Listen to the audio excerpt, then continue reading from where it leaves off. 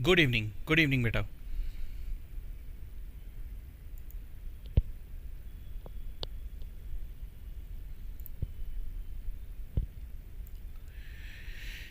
Okay.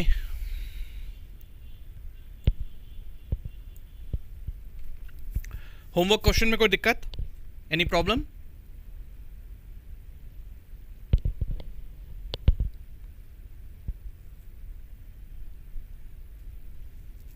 I can say अभी तक सब लोग आए नहीं है.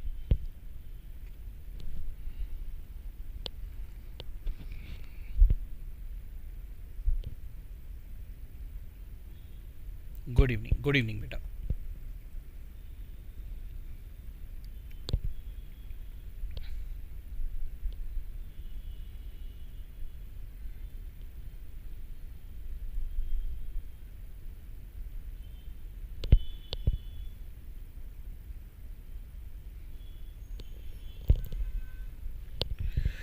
कहाँ हैं सब लोग?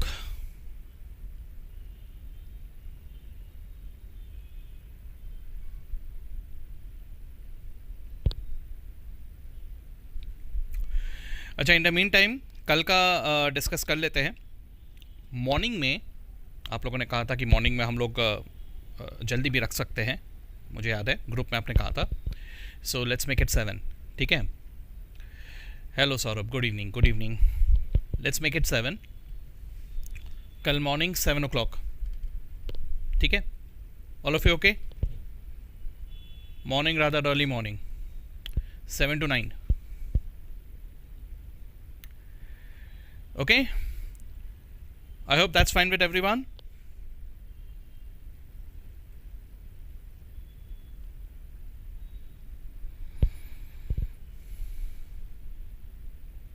चलो ओके. मेरे ख्याल से शुरू कर देते हैं अभी. ठीक है. चलो, तो सबसे पहले तो जो होमवर्क क्वेश्चन दिया था, मैं अज्यूम कर रहा हूँ अभी तक कोई डाउट नहीं आया, यानी किसी को कोई दिक्कत नहीं गया होगा होमवर्क क्वेश्चन में. ठीक है. तो मैं अब आ रहा हूं इलस्ट्रेशन नंबर 9 पे, मॉड्यूल के इलस्ट्रेशन नंबर 9 पे. ऑलराइट, सब लोग हो यहां पे? Now this is a question on.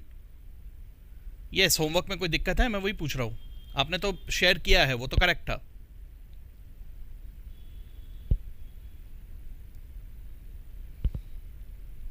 If you faced any difficulty you can ask me.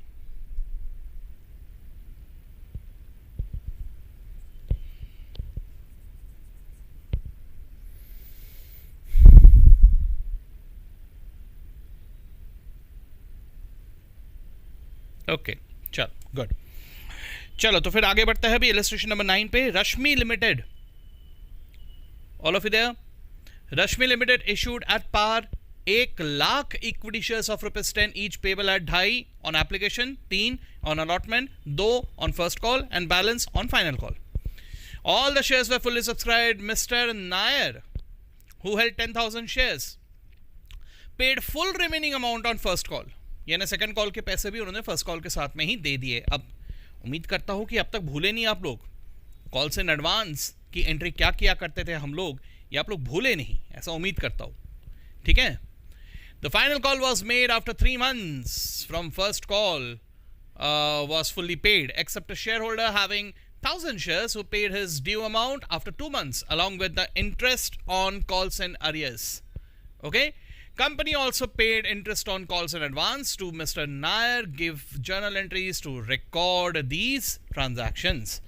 So absolutely कोई नया कुछ नहीं है. Everything is same except the point that calls in advance और calls in arrears दोनों है इस क्वेश्चन में, और इन दोनों में हम लोग इंटरेस्ट दे भी रहे ले भी रहे.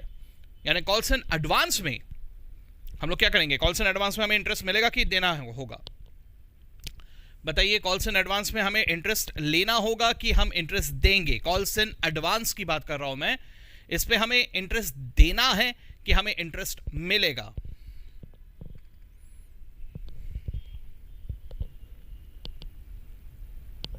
कॉल्स इन एडवांस में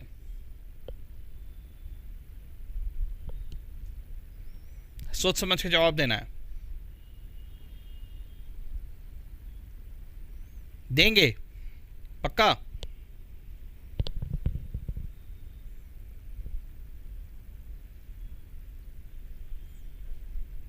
बिल्कुल देंगे, क्योंकि calls and advance is a liability, हमारे लिए एक लाइबिलिटी है। वो लाइबिलिटी पे मुझे इंटरेस्ट देना है।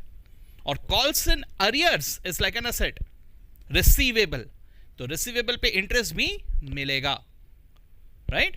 चलो, तो इसमें दोनों आ रहे हैं, interest on calls and advance भी आ रहा है, कॉल्स एंड अरियर्स भी आ रहा है। देखते हैं एक एक करके।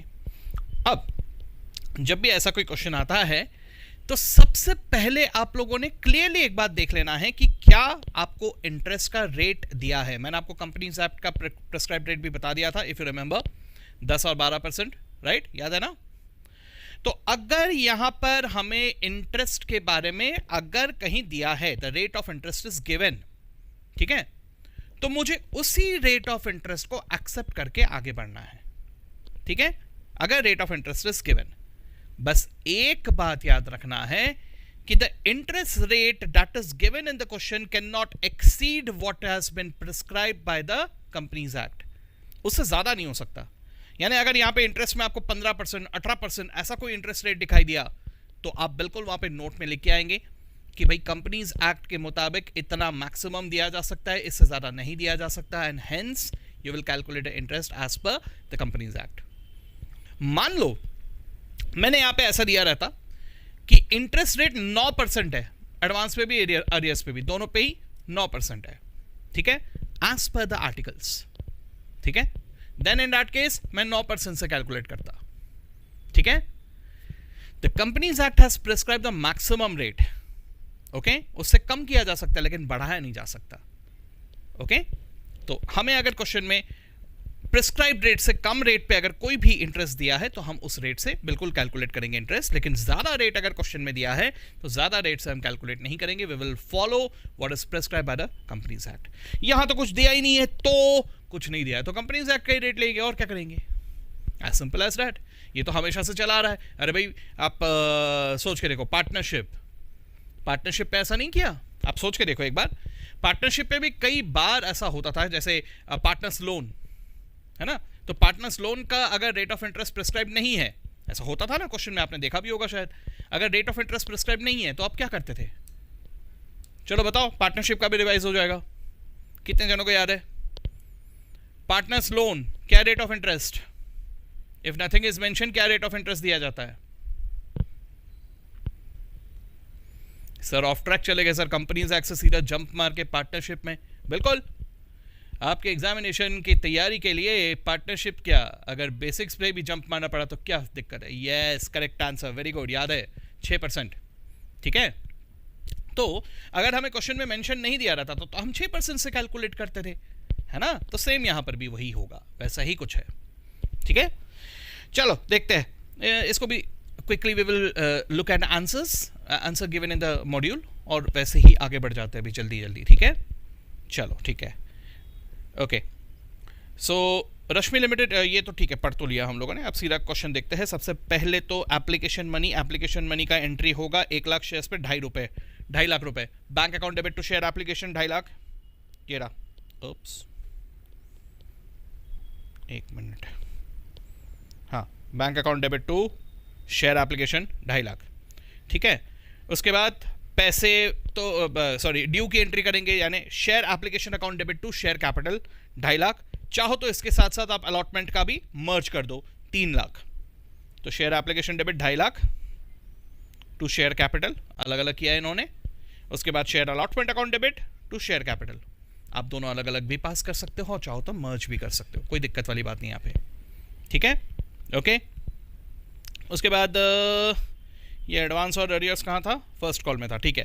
तो ये अलॉटमेंट में भी मिल जाएगा। तो bank account debit to call share allotment 3 lakh, bank account debit to share allotment. उसके बाद कॉल मनी ड्यू की एंट्री करेंगे। कॉल मनी ड्यू कितना हो रहा है? ड्यू हो रहा है फर्स्ट कॉल में 2 रुपए, यानी 1 lakh into 2, 2 lakh. Share first call account debit to share capital account, due की entry, share first call account debit to share capital 2 lakh, ठीक है।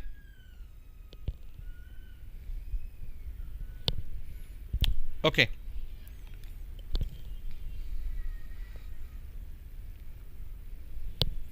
ठीक है। उसके बाद ये है कि all the shares mister Nair, okay यहाँ पे अभी कुछ हुआ है फर्स्ट कॉल के वक्त में ही। मिस्टर नायर के पास 10,000 शेयर्स थे, इन्होंने सेकंड कॉल के पैसे भी दे दिए। सेकंड कॉल के पैसे यानी कितना बाकी है, 2.5, 3, 5.5, 2, 7.5, ₹2.5 बाकी है, राइट। सो सेकंड कॉल के ₹2.5 भी मिस्टर नायर ने साथ में ही दे दिए, यानी 10,000 इंटू 2.5 हमें और मिले, है ना। तो 25,000 और मिले हैं। और उसके अलावा फाइनल कॉल में एक और गड़बड़ हुआ है, लेकिन वो तो खैर बाद में हुआ है। तो अभी कॉल्स इन एडवांस के तौर पे हमें 25,000 मिले, यानी हमें टोटल कितना पैसा मिला, 2,25,000 bank account debit. To share first call 2 lakh, लेकिन to calls in advance account 25,000, ये मुझे एडवांस में मिला, लाइबिलिटी ऑन मी, ठीक है। अब जब से ये 25,000 मिले तब से मेरा इंटरेस्ट कैलकुलेशन शुरू होगा। कब तक, जब तक कि वो सेटल नहीं होता। सेटल नहीं होता मतलब, अरे भाई साहब ने मुझे second call, second and final call के पैसे दे दिए ना, तो ये सेटल तब होगा जब मैं सेकंड और फाइनल कॉल करूंगा, है ना। So interest will be calculated from the duration, starting from the duration when the call money was received in advance, से लेके कब तक, जब तक मैंने कॉल किया। यहां पे बाजू में लिख के रख रहा हूं, interest on calls in advance. वैसे ही हमने पहले भी डिस्कस किया था, फिर से लिख रहा हूं, कब से कब तक, from date of receipt of money to date of call, ठीक है। ये ड्यूरेशन के लिए हम लोग इंटरेस्ट कैलकुलेट करेंगे, ठीक है। चलो, तो खैर इंटरेस्ट का तो एंट्री बाद में आएगा। अब इसके बाद सेकंड कॉल। सेकंड कॉल हम लोगों ने 3 महीने बाद किया है, 3 महीने बाद किया, यानी interest also will be calculated for 3 months, ठीक है। चलो, तो पहले ड्यू की entry 1 lakh into 2.5 lakh. Share second and final call account debit to share capital account 2.5 lakh बराबर। अब हमें कितने पैसे मिले, ठीक है। तो जरा ध्यान से, 1000 शेयर्स पे पैसे नहीं मिले, बाकी पूरा मिल गया, ठीक है। और 25,000 तो पहले से ही एडवांस में मिले हुए थे, यानी 2.5 लाख में से 25,000 पहले मैं माइनस कर देता हूं, जो मुझे पहले से ही एडवांस में मिले हुए हैं। और उसके अलावा 2,500 शेयर्स, 2,500 रुपए, सॉरी 2,500 रुपए जो अरियर्स के हैं, जो नहीं मिले। ये किसके हैं, ये वो 1000 शेयर्स पे नाम दिया है,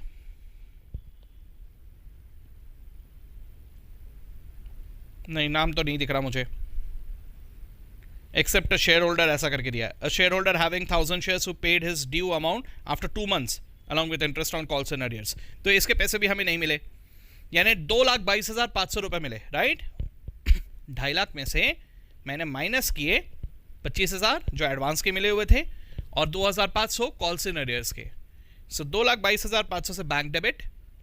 कॉल्स इन एडवांस सेटल हो रहा है, ये यहां पे सेटल हो रहा है, इससे डेबिट करेंगे। And calls in arrears account को डेबिट करेंगे 2,500, and equity share final call will be credited bye 2.5 lakh. I hope आप समझ पा रहे हो इसे। हमने ऐसा डिस्कस इसके पहले भी किया हुआ है, ये मॉड्यूल का क्वेश्चन अभी हम लोग सॉल्व कर रहे हैं, ठीक है। ओके, तो ये भी हो गया। अब सबसे पहले तो हमें कॉल्स इन एडवांस पे इंटरेस्ट देना है, राइट।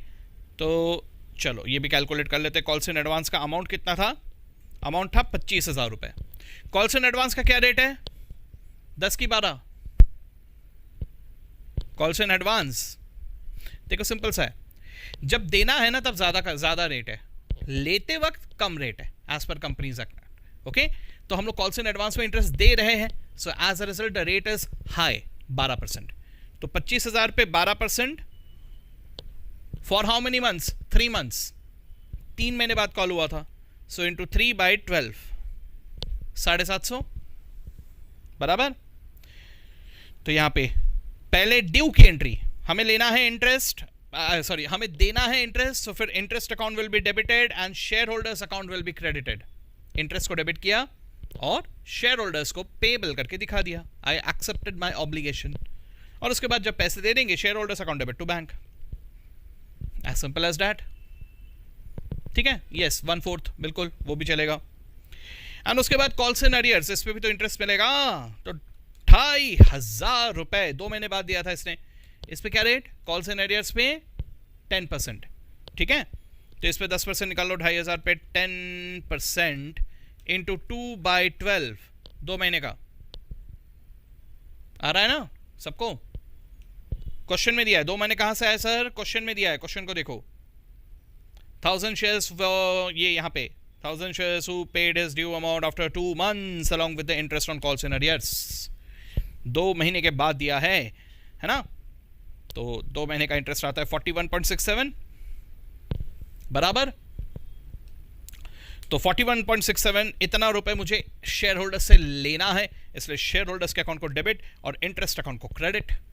ठीक है, और जब पैसे मिलेंगे 2 महीने बाद, तो मुझे कॉल के भी पैसे मिलेंगे और इंटरेस्ट के भी पैसे मिलेंगे, दोनों मिला के 2500 कॉल के, 41.67 इंटरेस्ट के, इतने पैसे मिलेंगे 2541.67 to calls in arrears to share holder.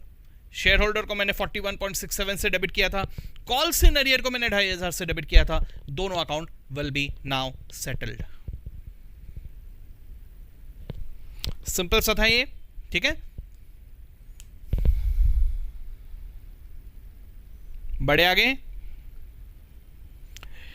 Why I'm going fast in these questions, क्योंकि हम लोगों ने ऑलरेडी इस टाइप की चीजें ऑलरेडी डिस्कस कर चुके हैं, और मैं ऐसा उम्मीद कर रहा हूं, अगर मैं कहीं गलत हूं तो प्लीज मुझे इंटरप्ट करना, मुझे रोक लेना। ठीक है, लेकिन पता नहीं मेरे मन में ऐसे एक्सपेक्टेशन आ रहा है, ऐसा मुझे लग रहा है कि you guys are very comfortable with this kind of questions, क्योंकि हम लोग ऑलरेडी देख चुके हैं, तो आप लोगों को इसमें दिक्कत नहीं जा रही है, you are comfortable. But yes, if you are not, if कहीं पे भी कोई भी प्रॉब्लम आ रहा है तो प्लीज मुझे रोक लो, मुझे बता दो, and accordingly we will discuss it. ठीक है, okay, now let's do one thing, इसके बाद तो आ रहा है फॉरफीचर। ठीक है, how about doing one thing, forfeiture वाले क्वेश्चंस पहले आप एक बार कोशिश करो, क्योंकि हम लोग फॉरफीचर अच्छे खासे डिटेल में डिस्कस कर चुके हैं। तो फॉरफीचर वाले क्वेश्चंस को पहले आप एक बार कोशिश करेंगे, ये सारे जितने भी फॉरफीचर के क्वेश्चंस है। ठीक है, उसके बाद कल की क्लास में हम लोग इन क्वेश्चंस को देखेंगे। जो क्वेश्चंस में आपको बिल्कुल कोई प्रॉब्लम नहीं गया उनको नहीं देखेंगे, जहां पे थोड़ा सा भी अटके, किसी न किसी में अटकोगे, फॉरफीचर है तो बनता है, थोड़ा सा अटकना बनता है, तो अगर थोड़ा सा अटके तो कोई इशू नहीं, उन क्वेश्चंस को ही हम देखेंगे, जो आपको आ गए उनको हम लोग नहीं देखेंगे, आगे बढ़ जाएंगे। ठीक है, this way we will be a bit fast, है ना। तो फिर इस तरह से हम लोग मोस्ट प्रोबेबली फिर कल तक शायद कंपनी अकाउंट्स खत्म कर लेंगे। ठीक है, चलो, तो इसमें मैं अब आगे बढ़ता हूं टू, ये सब हो गया हमारा री इशू, ये री इशू तक के सारे क्वेश्चंस, हाँ, यहां तक पूरे क्वेश्चंस आपको एक बार घर पे ट्राई करने हैं, all.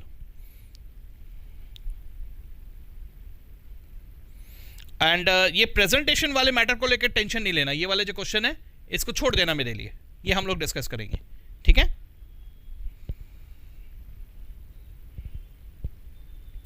I want all of you to try these.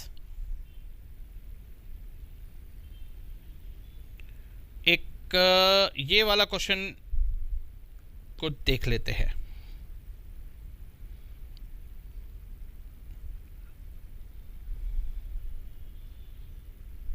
एक मिनट, हाँ,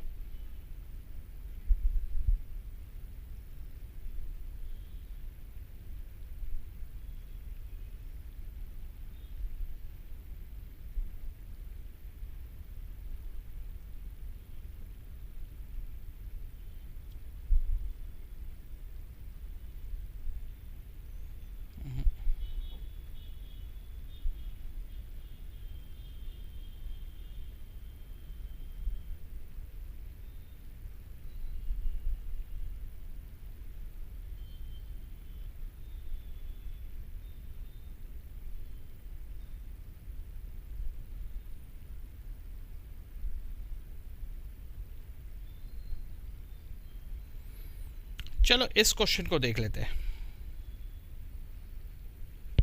इलस्ट्रेशन नंबर 16 को देख लेते हैं, ठीक है। Let's see this one all of you. Illustration number 16 के पहले तक के सारे क्वेश्चंस आपको मैंने ट्राई करने के लिए कहा है। जहां जहां जिस जिस जगह पे आप अटक रहे हो उनको मार्क करके रखेंगे, उनको हम लोग कल डिस्कस करेंगे। And now all of you please come to question number 16, ठीक है। Let us see. A holds 2000 shares of ₹10 each on which he has paid 2 on application. B holds 4000 shares of ₹10 each on which he has paid 2 per share as application and 3 per share as allotment. C holds 3000 shares of ₹10 each and has paid 2 on application, 3 on allotment and 3 on first call. They all fail to pay their arrears on the second and final call and the directors therefore forfeited their shares. ठीक है। The shares are reissued subsequently for 12 per share fully paid up. Journalized the transactions relating to the forfeiture and reissue. ठीक है। चलो सबसे पहली बात तो मुझे यहां पे 3 तरह के डिफॉल्टर्स दिख रहे हैं। कौन से 3 डिफॉल्टर्स? एक तो मिस्टर ए, एक तो मिस्टर बी, एक मिस्टर सी। 9th क्वेश्चन भी लिखना।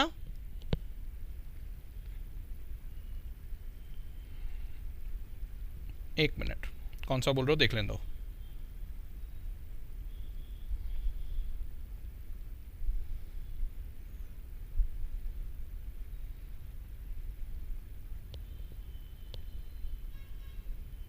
अच्छा, जो अभी देखा है इसकी बात कर रहे हो आप? यस, बिल्कुल। लिख के प्रैक्टिस जितना ज़्यादा कर पाओगे उतना अच्छा है आपके लिए, ठीक है। हम लोग अभी सिर्फ देखो, मैं यहाँ पे ऑलरेडी आपका एग्ज़ाम करीब है ना। मैं कंसिडरिंग द फैक्ट कि ऑलरेडी लेट हो गया इसलिए थोड़ा सा जल्दी जल्दी कर रहा हूँ मैं, ठीक है। अदरवाइज़ हम लोग यहाँ पे लिख के ही प्रैक्टिस करते थे, ठीक है। तो जो हम लोग नहीं कर पा रहे हैं वो आप लोग अपने लेवल पे अकेले बैठ के ज़रूर करो, लिख के ही प्रैक्टिस करो, that matters, ठीक है। चलो, सो इलस्ट्रेशन नंबर 16, ओके। तो यहां पर सबसे पहली बात अगर मैं देखने जा रहा हूं तो ए भाई साहब के 2 रुपए ही आए हैं एप्लीकेशन के, बी भाई साहब के 2 और 3 एप्लीकेशन और अलॉटमेंट के 5-5 रुपए आए हैं, 5 रुपए आए हैं, और सी भाई साहब के एप्लीकेशन, अलॉटमेंट और फर्स्ट कॉल मिला के 8 रुपए हमारे पास आए हैं। इतने पैसे हमारे पास आए हैं। शेयर का फेस वैल्यू कितना है? 10 रुपए, ठीक है। कितने शेयर है? 2000, 4000 और 3000 सब मिला के हो गए 9000 शेयर्स, ठीक है। इन सबको फॉरफिट किया जा रहा है। चलो लेट्स गो फॉर इट। सबसे पहले एक एक जनों के बारे में लिख के रख लेते हैं, ठीक है। ए के पास 2000 शेयर्स थे, 2000/10, इतना इसके शेयर कैपिटल अकाउंट में पड़ा होगा, है ना। अब इसमें से कितना मिला रिसीव्ड, जो कि बैंक अकाउंट में पड़ा हुआ है, और नॉट रिसीव्ड, जो कि कॉल्स इन अरियर्स में पड़ा हुआ है, राइट। ये हमारे शेयर कैपिटल अकाउंट में क्रेडिट हुआ है, ये बैंक के डेबिट में पड़ा हुआ है, और ये कॉल्स इन अरियर्स के डेबिट में पड़ा हुआ है, राइट। चलो, तो इससे कितने पैसे मिले? इससे सिर्फ 2000 शेयर्स पे 2 ही रुपए मिले एप्लीकेशन मनी, यानी 4000 रुपए मिले। यानी कितना कॉल्स इन अरियर्स में होगा? 2000 रुपए, सॉरी 2000 शेयर्स इंटू 8, यानी 16000 रुपए कॉल्स इन अरियर्स में, मिस्टर ए की बात करें तो, ठीक है। अब इसी तरह से मिस्टर बी की बात करते हैं, ठीक है। मिस्टर बी के पास कितने शेयर्स हैं? 4000 शेयर्स है ऑफ ₹10, 4000 इंटू 10, यानी 4000 रुपए शेयर कैपिटल अकाउंट में क्रेडिट पड़ा हुआ है, करेक्ट। इसमें से कितना मिला, कितना नहीं मिला? रिसीव्ड यानी बैंक अकाउंट के डेबिट में पड़ा हुआ है कितना, इनसे मिले 5 रुपये एप्लीकेशन और अलॉटमेंट के, तो 4000 इंटू 5 यानी 20,000 रुपये, सॉरी यहाँ पे 4000 लिखा मैंने, ये 40,000 होगा, 40,000, ठीक है, प्रिंटिंग मिस्टेक, राइटिंग मिस्टेक, हाँ, तो 20,000 रुपये, ठीक है, रिसीव्ड, और बाकी का कॉल्स इन अरियर्स,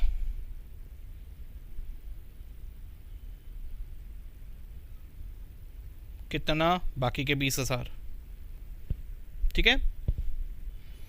और इसी तरह से सी की बात करते हैं। सी के पास कितने शेयर्स है, 3,000 शेयर्स ऑफ ₹10 ईच,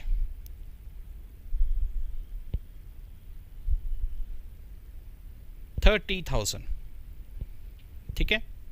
ये पड़ा हुआ है शेयर कैपिटल के क्रेडिट में। ये मैं लिख रहा हूं इस तरह से, आपको नहीं लिखना है। जो मैं डिटेल इतना ज़्यादा लिख रहा हूं ना, इतना डिटेल आपको नहीं लिखना है, इससे कम डिटेल में भी काम हो जाएगा, ठीक है। सिर्फ शेयर कैपिटल का अमाउंट और उसके ये 2 हिस्से भी अगर आप लोगों ने वर्किंग नोट में लिख दिया तो उससे भी आपका काम हो जाएगा। Don't spend so much time on working note, ठीक है। ये हम लोग समझते हुए कर रहे हैं, इसलिए मैं थोड़ा ज़्यादा डिटेल लिख रहा हूँ। इतना डिटेल एग्जाम में लिखने की ज़रूरत बिल्कुल नहीं है, ठीक है। सो रिसीव्ड, जैसे इतना ही लिखा तो ही काफ़ी है। मैं यहाँ पे ये भी लिख रहा हूँ, यानी ये बैंक अकाउंट के डेबिट में पड़ा है, ये लिखने की आपको ज़रूरत नहीं है, ये नहीं लिखना आप लोग, ठीक है। तो कितना आ गया, 3,000 इंटू, इनका फर्स्ट कॉल मनी भी आ गया था ना, ये रहा, 2, 3 और 3 यानी 8 रुपये आ गया, ठीक है, इंटू 8, 24,000 मिल चुके हैं। और कॉल्स इन अरियर्स, हेंस कितना पड़ा हुआ है, 3,000 इंटू 2, सिर्फ 2 रुपये मिलने बाकी थे, 6,000, ठीक है।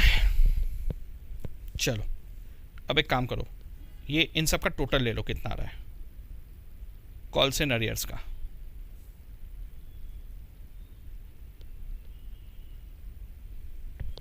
कितना है कॉल्स इन अरियर्स का टोटल, 42,000, ठीक है।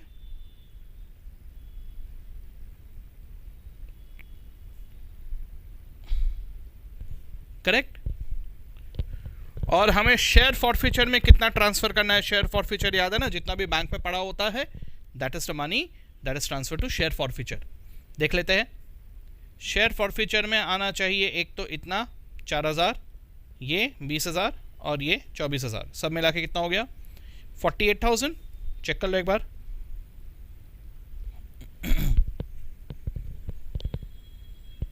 सही है। एक बार सब लोग टोटल चेक कर लेंगे।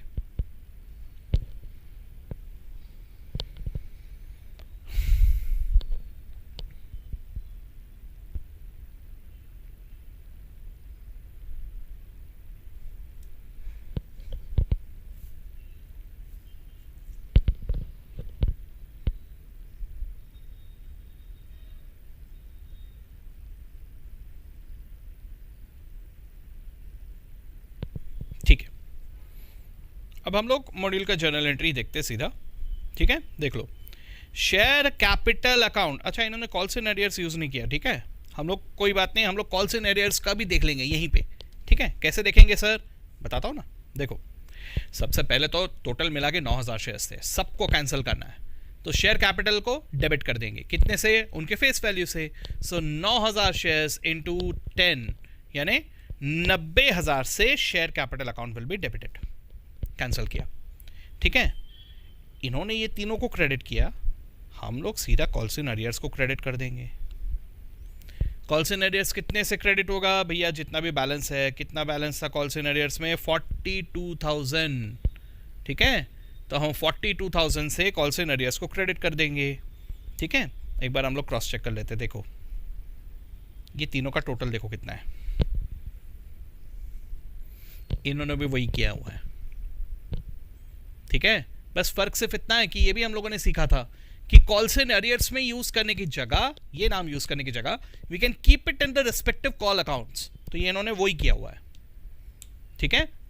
मॉड्यूल इस चीज के लिए थोड़ा फेमस है कि ये हर एक क्वेश्चन में अलग अलग अप्रोच लगाते हैं, कभी एक अप्रोच, कहीं दूसरा अप्रोच, कहीं तीसरा अप्रोच।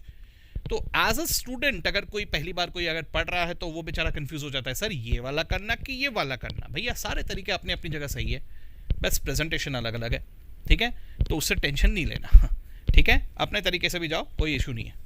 तो कॉल सिनेरियोस को क्रेडिट किया और जितने पैसे आ गए थे उतने पैसे शेयर फॉर फ्यूचर को क्रेडिट कर दिया 48,000 बराबर। 48,000 ही था ना अपना भी, चेक करो एक बार, था 48, ठीक है? हो गया? देखो भाई मेरा तो एक ही मानना है, मैं बहुत ज़्यादा स्ट्रांगली इस बात पे बिलीव करता हूं कि एक बार फंडा क्लियर हो गया, एक बार कॉन्सेप्ट क्लियर हो गया, तो उसके बाद कोई दिक्कत नहीं जाती है कभी भी, ठीक है?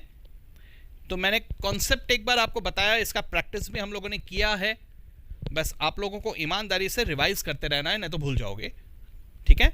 अगर रिवाइज करते रहोगे तो बराबर आपको समझ में आएगा कि इट इज एब्सोल्युटली सिंपल। चलो अब हम लोगों ने री इशू किया है, और वो भी 12 रुपए में। भैया शेयर तो 10 रुपए का था, 12 रुपए में इशू कर दिया, तो क्यों नहीं कर सकते? डिस्काउंट में लिमिट है, प्रीमियम में लिमिट नहीं है। प्रीमियम तो बिल्कुल करो यार, क्या प्रॉब्लम है ना? तो जब री इशू की बारी आई तब मान लो कि शेयर का मार्केट में अच्छा खासा वैल्यू बढ़ गया, इसकी वजह से मुझे प्रीमियम में मिल रहा है, तो घर आए लक्ष्मी को कौन मना करेगा, आने दो, ठीक है? सो एज अ रिजल्ट हमें 2 रुपए एक्स्ट्रा मिल रहा है, that will go to securities premium. जो भी पैसा एक्स्ट्रा आता है that will always go to securities premium, ठीक है? चलो इसका मतलब क्या हुआ कि जो भी पैसे शेयर फॉर फ्यूचर में पड़े हुए थे, द टेम्पररी कैपिटल प्रॉफिट, वो पूरा का पूरा मेरा प्रॉफिट हो गया, बल्ले बल्ले, पूरा का पूरा ट्रांसफर कर दिया जाएगा कहां? कैपिटल रिजर्व, बराबर। तो पहले तो एंट्री करते हैं शेयर्स री इशू की। तो मुझे कितने पैसे मिले? 9,000 शेयर्स पे 12 रुपए, 9,000 इंटू 12, 1,08,000। 1,08,000 से बैंक अकाउंट डेबिट, ठीक है? 1,08,000 से bank account debit to share capital 90,000। Share capital को उतना ही क्रेडिट करेंगे जितना फेस वैल्यू, उससे ज्यादा नहीं, ठीक है? और बाकी के जो आए हैं 9,000 शेयर्स पे 2 रुपए के हिसाब से 18,000 rupees, that will be credited to securities premium account. Simple. और जहां तक फॉरफिटेड शेयर्स की बात है, वो पूरा का पूरा ट्रांसफर कर दिया जाएगा कैपिटल रिजर्व को। तो वही क्या है, 48,000, पूरा amount 48,000 transfer to capital reserve. समझा? एनी दिक्कत, कोई कंफ्यूजन यहां?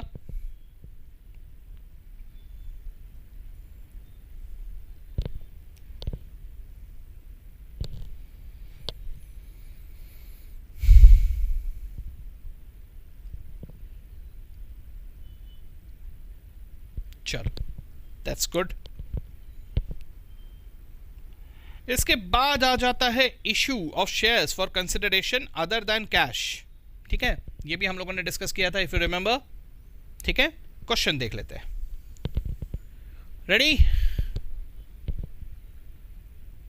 चलो भाई, मुझे ऐसा लगता है कि आज हम लोग ये सारे क्वेश्चन सॉल्व करके हम लोग नेक्स्ट यूनिट पे शिफ्ट हो जाएंगे, डिबेंचर्स पे शिफ्ट हो जाएंगे। वैसे डिबेंचर्स में भी कुछ खास नहीं है, very simple, it's very very easy, ठीक है?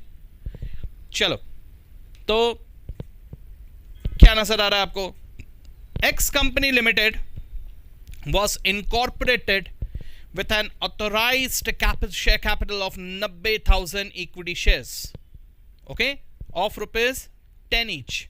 The company purchased land and building from Y Company Limited for 4 lakh payable in fully paid up shares of the company. The balance of the shares were issued to public which were fully subscribed and paid for. चलो बहुत बढ़िया। Authorised share capital है 90,000, equity shares of 10 each, यानी 9 लाख रुपए का authorised capital है। इसमें से हमने असेट खरीदा है 4 लाख का। तो सबसे पहली बात तो हम असेट खरीदने की एंट्री करेंगे। हमने असेट खरीदा है उधार में, किससे? वाई कंपनी लिमिटेड से, ठीक है? क्रांति रोशन आपने पूछा है सिक्योरिटी प्रीमियम का अमाउंट कैपिटल रिजर्व को ट्रांसफर नहीं होगा क्या? नो बेटा, बिल्कुल नहीं होगा। Securities premium account itself is like capital reserve account, ठीक है?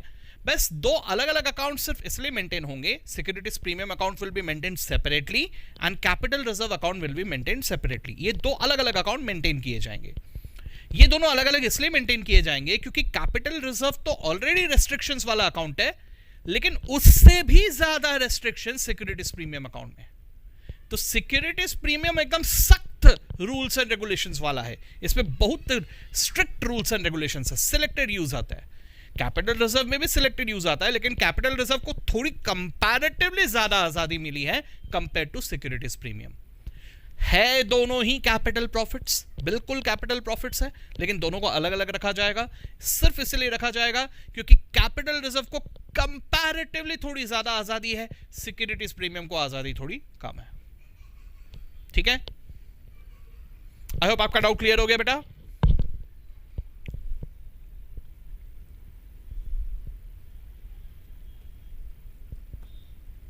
इनफैक्ट यू विल फाइंड, अगर आप लोग देखोगे कंपनीज वगैरह के बैलेंस शीट आप डाउनलोड करके देखोगे अगर कहीं पे किसी भी कंपनी का, तो आपको सिक्योरिटीज प्रीमियम अकाउंट उनके बैलेंस शीट पे दिखाई देता है, बिल्कुल यू कैन सी इट। ठीक है, कैपिटल रिजर्व भी दिखता है, फ्री रिजर्व, जनरल रिजर्व वगैरह भी दिखते हैं, एंड सिक्योरिटीज प्रीमियम अकाउंट भी दिखता है। ठीक है, ओके बेटा, चलो देखते हैं। सो सबसे पहले हम लोगों ने क्या खरीदा, लैंड एंड बिल्डिंग खरीदा। ठीक है, 4 लाख रुपए में लैंड और बिल्डिंग दोनों आ गए। मॉड्यूल कब इन अमाउंट को सुधारेगा आई डोंट नो, लेकिन 4 लाख रुपए में आए, जरा सोच के देखो, लैंड के साथ साथ बिल्डिंग भी, और वो भी सिर्फ 4 लाख में, क्या बात है। ठीक है, ऐसा हमें नहीं मिलता कहीं। ओके, तो किससे खरीदा, वाई कंपनी लिमिटेड से खरीदा। तो पहले तो खरीदने की एंट्री करेंगे, land and building account debit to Y company limited. ये रहा land and building account debit to Y company limited, 4 lakh रुपए से खरीदने की एंट्री कर लिया। ठीक है, अब उसके बाद क्या हुआ, उसके बाद हम लोगों ने इनको बदले में पैसे नहीं दिए। अब एक बार इमेजिन करना, जब भी यहाँ पे कंफ्यूजन आए, कोई टेंशन नहीं लेना, एकदम सिंपल सा है। अगर यहाँ कंफ्यूजन आए, मान लो कंफ्यूजन आए, तो ठीक है, मान लो कि मैं इसको कैश देता तो एंट्री क्या करता, सेटलमेंट के लिए अगर मैं कैश देता तो एंट्री क्या करता, 4 लाख रुपए से वाई कंपनी लिमिटेड को डेबिट करता, रिसीवर टू कैश। अच्छा, अगर मैं चेक देता तो क्या करता, Y company limited debit to bank, ऐसे ही कुछ करता, बराबर। अच्छा ठीक है, अब अगर ऐसा है देन इन दैट केस मैं इसे शेयर्स दे रहा हूं, तो शेयर्स दे रहा हूं तो फिर Y company limited account debit to equity share capital, fully paid up share करके दे रहा हूं ना। So Y company limited debit to equity share capital, खत्म। भैया जो दे रहे उसको क्रेडिट करेंगे, कैश दे रहे तो कैश को क्रेडिट करते, गोल्ड देते तो गोल्ड को क्रेडिट करते, जो दे रहे हैं वो क्रेडिट करना है। यहाँ पे शेयर्स दे रहे तो शेयर्स को क्रेडिट कर रहे हैं, एज सिंपल एज दैट। अब शेयर्स को क्रेडिट कर रहे हैं मतलब शेयर का अकाउंट मतलब share capital account. Don't forget, share application भी होता है, शेयर अलॉटमेंट भी होता है, शेयर फर्स्ट कॉल भी होता है, शेयर सेकंड कॉल भी होता है, लेकिन these are all temporary accounts. मतलब समझ रहे हो अभी आप लोग, अल्टीमेटली 2 ही अकाउंट होते हैं, एक तो बैंक अकाउंट और एक शेयर कैपिटल अकाउंट। आ रहा है ये बात दिमाग में, ठीक है, ओके। बाकी के कितने बचे, 9 लाख के शेयर से 4 लाख रुपए के शेयर्स इसको दे दिए वाई कंपनी लिमिटेड को, तो बाकी के 5 लाख रुपए फुल्ली इशू किए और सब्सक्राइब भी हो गए। तो पहले इशू करते वक्त bank account debit to share application या शेयर एप्लीकेशन एंड अलॉटमेंट, ये अपने मुड़िए यार, बड़े मर्जी के हिसाब से चलते हैं, जब चाहो शेयर एप्लीकेशन को क्रेडिट कर देते हैं, जब चाहे शेयर एप्लीकेशन एंड अलॉटमेंट कर देते हैं। टेंशन नहीं लेने का यार, कोई भी करो, दोनों में मार्क्स मिलते हैं। ठीक है, उसके बाद share application and allotment account debit to share capital 5 lakh रुपए। So simple, correct.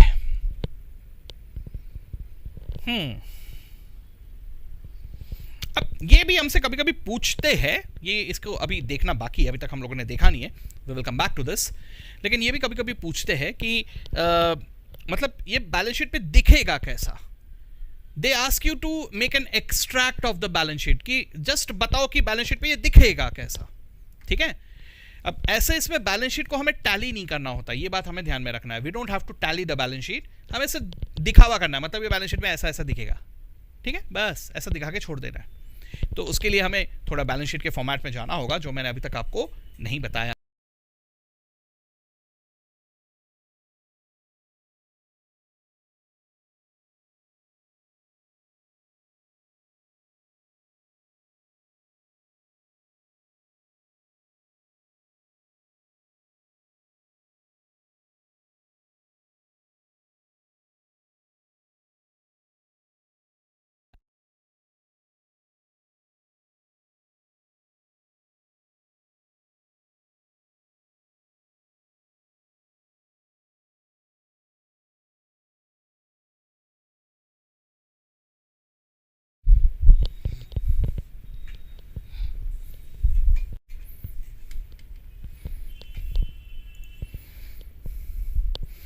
ये बड़ा एम्बैरेसिंग होता है यार, मैं यहाँ पे बड़बड़ किए जा रहा हूँ, फिर बाद में देख रहा हूँ कैमरा में मैं अटकाऊँ। यू गाइस ऑल्सो एंजॉयड, हाँ? फेशियल एक्सप्रेशंस बड़े अजीब अजीब हो जाते हैं। आई होप किसी ने स्क्रीनशॉट लेके नहीं रखा है। अरे आई होप मैंने किसी को आइडिया नहीं दे दिया।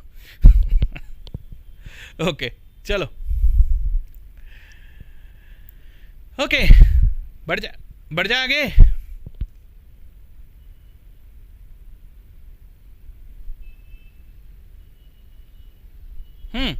हाँ, तो मैं आपको ये कह रहा था कि मैंने अभी तक ये फॉर्मेट आपको बताया क्यों नहीं, मानो मैं आपको। देखो, पहली बात तो अगर अकाउंट्स की बात करें, कुछ टॉपिक्स ऐसे होते हैं जैसे कंपनी अकाउंट्स है, ये सब चीज़ों की अगर मैं बात करूं, इनमें आपको कुछ एरियाज ऐसे नजर आएंगे जहां पे कैलकुलेशंस आपको करने होंगे, काफ़ी कैलकुलेशंस वगैरह करना है, और कुछ ऐसी चीज़ें तो जो थोड़ा बहुत याद रखना है, ठीक है? तो जो मैंने अभी तक आपको बताया नहीं है, ये वो याद रखने वाला कंटेंट है जो मैंने नहीं बताया, क्योंकि यहाँ पे कंपनीज एक्ट हैज प्रिस्क्राइब्ड कि this is the presentation that you need to make, ऐसे ऐसे आपको लिखना है, इस कैटेगरी में ये ग्रुप में ये चीज़ें आएंगे, तो ये आपको याद रखना है क्योंकि वो कंपनीज एक्ट में प्रिस्क्राइब्ड है, वो हमारे लिए कानून है, that is law for us, ठीक है? तो लॉ जैसे हम लोग बाकी कोई भी लॉ पढ़ते हैं, उसी तरह से हमें वो ये भी लॉ पढ़ना है, हमें ये सब चीज़ें याद रखने। तो यहाँ पे आपकी मेहनत बढ़ जाएगी, मेरी मेहनत उतनी नहीं है। मेरी मेहनत वहाँ है जहाँ पे लॉजिक है, कैलकुलेशन है, जहाँ पे सिंपल याद रखना है, वहाँ पे मेरी मेहनत कम है, आपकी मेहनत ज़्यादा है। तो ये आपका वाला मेहनत हम लोग लास्ट में देख लेंगे, ठीक है? उसको बाद में देखेंगे आराम से। That is why I didn't discuss that yet, ठीक है? ओके, एक काम करें, आपको कुछ होमवर्क तो मैंने दिया है, इन क्वेश्चंस को होमवर्क देख लेने के बाद व्हाट से कि आज हम लोग अगला यूनिट शुरू कर ही देते, कर दे इसको शुरू। Issue of debentures, ready for it everyone?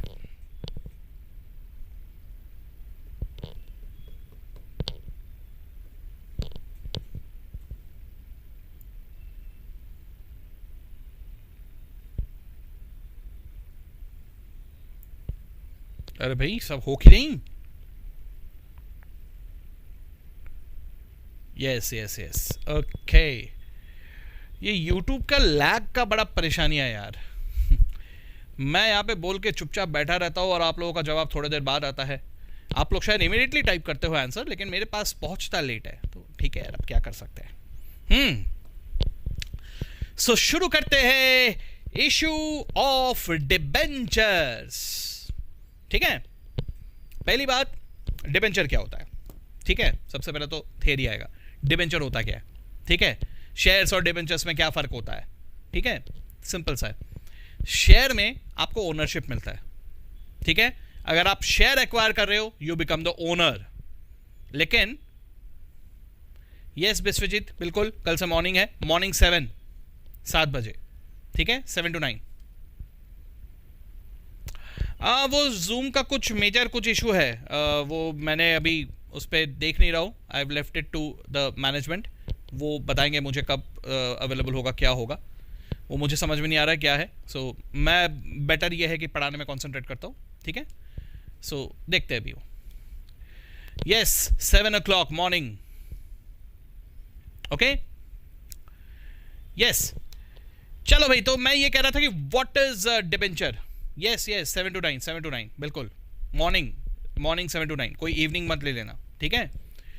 Yes, so what is debenture? सबसे पहली बात तो मैं आपको कह रहा था कि शेयर्स के केस में आपको मिलता है ओनरशिप, लेकिन डिबेंचर के केस में ओनरशिप नहीं मिलता, ठीक है? What happens is in case of debenture, again कैसा रहता है कि एक डिबेंचर क्या है? एक डॉक्यूमेंट, एक लीगल पेपर, ठीक है, जिसमें मैं एक ऑब्लिगेशन रिकॉग्नाइज कर रहा हूं। एक सिंपल सा, मेरे पास अभी यहाँ पे कोई पीस ऑफ पेपर नहीं दिख रहा है, अदरवाइज मैं आपको दिखाता था। जैसे मान लो, इमेजिन करो, एक पीस ऑफ पेपर है मेरे पास, ठीक है?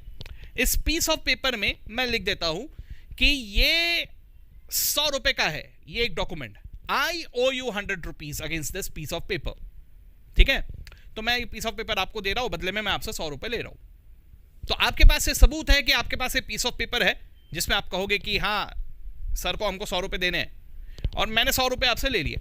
I am using this 100 rupees I am using this 100 rupees of yours, ठीक है, लेकिन मैंने आपको वचन दिया है कि मैं ये 100 रुपए आपको लौटाऊंगा। कब लौटाऊंगा? 5 साल बाद, 10 साल बाद, कभी तो भी लौटाऊंगा। और हाँ, इस पे मैं आपको इंटरेस्ट भी बिल्कुल देता रहूंगा। कैन आई से this is just like a loan, ठीक है। तो ये ऐसे ही कुछ हुआ। यहां पर हम पब्लिक के पास जाएंगे, हर पब्लिक को कहेंगे कि देखो भैया, ये जो डॉक्यूमेंट है ना 100 रुपए के है ना, तो आप चाहो तो ये डिबेंचर्स एक्वायर करो। डिबेंचर्स एक्वायर करो का मतलब क्या हुआ? You are investing to debentures का मतलब क्या हुआ? It is like taking a loan from you. Getting me? अब यहां पर सिर्फ एक ही बात है, मन में ये डाउट आता है कि सर ऐसा कैसा भरोसा कर ले आपके ऊपर, आप सिर्फ पीस ऑफ पेपर में लिख के दे देंगे, आप पे भरोसा कैसे करें? यस, आप मुझ पे भरोसा नहीं करोगे, एक इंडिविजुअल पे आपको कोई भरोसा नहीं होगा। मैं क्या, यहां पे कोई भी बंदा आ जाए, इंडिविजुअल पे कभी कोई भरोसा नहीं करेगा। यहीं पे रोल आता है कंपनीज का। कंपनी के ऊपर इतने स्ट्रिक्ट नॉर्म्स होते हैं कि इनके ऊपर ऑटोमेटिकली भरोसा बैठ जाता है। नहीं नहीं भैया, मेरा वचन ही है, शासन उतना नहीं, बाहुबली तक नहीं जाना है, ठीक है। हाँ, तो मेरा कहने का मतलब यह है कि यहां पर आपको एक कंपनी के ऊपर भरोसा ऑटोमेटिकली डेवलप हो जाता है, क्योंकि कंपनी के ऊपर कानून कायदे बहुत स्ट्रिक्ट होते हैं, ठीक है। कंपनीज एक्ट तो है ही, कंपनीज एक्ट तो इकलौता एक चीज आप देख रहे हो जो अप्लाई होता है, लेकिन there are other so many different things. Securities law है, सेबी के कोई कम नखरे है कंपनीज को लेके, बड़े परेशान करता है सेबी भी, ठीक है। सो जो भी हो, अब जैसे डिबेंचर्स की बात अगर मैं करूं, सहारा ग्रुप का जो केस था, अगर आप लोगों ने सुना होगा इसके बारे में, सहारा ग्रुप, वहां पर नॉट एग्जैक्टली डिबेंचर, लेकिन the instrument was also exactly like debenture only. मतलब उन्होंने कहीं ना कहीं फंडिंग उठाया हुआ था, पब्लिक से ही लिया हुआ था, एंड पॉइंट वाज कि वहां पे सेबी ने टांगड़ा था। आप लोगों को पता होगा सहारा ग्रुप में सेबी के साथ उनका इशू हुआ था, तो वहां पे सेबी ने कहा था कि आप ऐसे ऐसे नहीं उठा सकते, अगर ऐसा कर रहे हो देन इन दैट केस आपको आरओसी का परमिशन लेना जरूरी है, सेबी को इंस्ट्रक्ट करना जरूरी है, कुछ फायदे, कुछ कानून कायदे हैं जो आप लोगों ने करना चाहिए और आप लोगों ने नहीं किया, ठीक है। तो उसमें सहारा ग्रुप ने वही कहा था कि नहीं, मिस्टर सुब्रत रॉय, उन्होंने कहा था कि हमने कुछ गलत किया ही नहीं। उन्होंने तो, आप लोगों ने भी शायद देखा होगा, बहुत सारे मैटर्स हुए थे वहाँ पे, and he said that this is outside the jurisdiction, उनके तो जुरिस्डिक्शन में भी नहीं आता, ठीक है। तो वहाँ पे उन्होंने कहा कि नहीं, ऐसा जुरिस्डिक्शन में तो आता है, बिल्कुल उन्होंने प्रूफ किया था, क्योंकि 50 से ज़्यादा लोग से अगर आप फंडिंग ले रहे हो देन इन दैट केस उसको पब्लिक करके ही माना जाता है, उसको प्राइवेट फंडिंग नहीं माना जाएगा, और इन दैट केस वापस सेबी का बिल्कुल रोल तो रहेगा, ठीक है। तो अब उसके पीछे इंटेंशंस अच्छे हो बुरे हो जो भी रहा हो, फिर बाद में उसमें मनी लॉन्ड्रिंग का आ गया था, शायद आपको पता ही भी होगा, वहाँ पे ईडी भी आ गया था, वहाँ पे मनी लॉन्ड्रिंग का केस लग गया था उस पर। सो ये जो हो रहा है, this was also something like debenture only. Basically what is debenture? Debenture is something where you are taking in the form of loan money from general public, किसी से भी आप जनरल पब्लिक के से आप पैसा ले रहे हो। लेकिन यहां पर आप खुद भी समझ सकते हो कि रिस्क फैक्टर तो यहां पर भी है, लेकिन इस रिस्क फैक्टर को लेने के लिए सब तैयार हो जाते हैं। क्यों? देखो ना भैया, सेबी के रिस्ट्रिक्शंस, कंपनीज एक्ट के रिस्ट्रिक्शन, दुनिया भर के रिस्ट्रिक्शंस है। कोई कंपनी यहाँ पे फ्रॉड करने का सोचेगा भी तो कानूनन जो भी शिकंजे है उसमें फंस जाएगा, ठीक है। इसलिए ये चलता है। आज अगर मैं एज एन इंडिविजुअल बोलूं कि मेरे डिबेंचर है, ये एक डिबेंचर 1000 के, बोलो कितने दे दूं आपको? आप मेरे को पैसे दो, मैं आपको ये कागज का टुकड़ा दे देता हूं, ठीक है। फिर जैसे पैसे ले लिए सब लोगों से, मस्त एक से 1 लाख 2 लाख सबसे लिए और विजय माल्या, ठीक है। तो ये होगा ही नहीं। क्यों नहीं होगा? क्योंकि अगर मैं आपसे मांगने जा रहा हूं एज एन इंडिविजुअल, तो आप भरोसा ही नहीं करोगे, आप दोगे ही नहीं, आप इन्वेस्ट ही नहीं करोगे, ठीक है। लेकिन कंपनी के ऊपर लोगों का भरोसा रहता है, इसलिए सिर्फ कंपनी के केस में आपको डिबेंचर नामक एक इंस्ट्रूमेंट भी नजर आएगा, एक फंडिंग इंस्ट्रूमेंट करके नजर आएगा। हमारे देश में हम इसे डिबेंचर कह के पुकारते हैं, बाहर के देश में आप लोग इसका एक और नाम देखोगे, बॉन्ड्स, ठीक है। वैसे हमारे देश में भी बॉन्ड्स नाम सुनोगे आप, बिल्कुल सुनोगे, लेकिन हमारे देश में आप देखोगे सिर्फ गवर्नमेंट या गवर्नमेंट अथॉरिटीज ही इशू करते हैं बॉन्ड्स, ठीक है। जहां पे गवर्नमेंट का रोल आता है वहां पे वो लोग इशू करते हैं बॉन्ड्स, बाकी साधारण लोग डिबेंचर्स, ठीक है एक ही, दोनों अल्टीमेटली रोल दोनों का सेम है, लेकिन नाम अलग अलग यूज करते हैं, ठीक है। बाहर के देशों में जाओगे तो फिर कंपनी भी जो इशू करता है उसे भी वो लोग कहते हैं बॉन्ड्स, ठीक है। खैर अभी वो बाहर के देशों के बारे में हमें नहीं सोचना है। चलो भैया, तो सबसे पहले यहां पर ये कुछ नाम दिए हुए, थियरी वाले नाम दिए हुए, ठीक है। क्या क्या होते हैं ये सब एक एक करके देखते हैं। देखो सबसे पहले आपको नजर आ रहा है सिक्योर्ड डिबेंचर्स, अनसिक्योर्ड डिबेंचर्स, ठीक है। यार लोन के बारे में सोच के देखो आप, सिक्योर्ड लोन भी होता है, अनसिक्योर्ड लोन भी होता है। Debenture is also exactly like loan only, ये लोन ही है, बस एक स्पेसिफिक लोन की जगह जनरल लोन हो गया।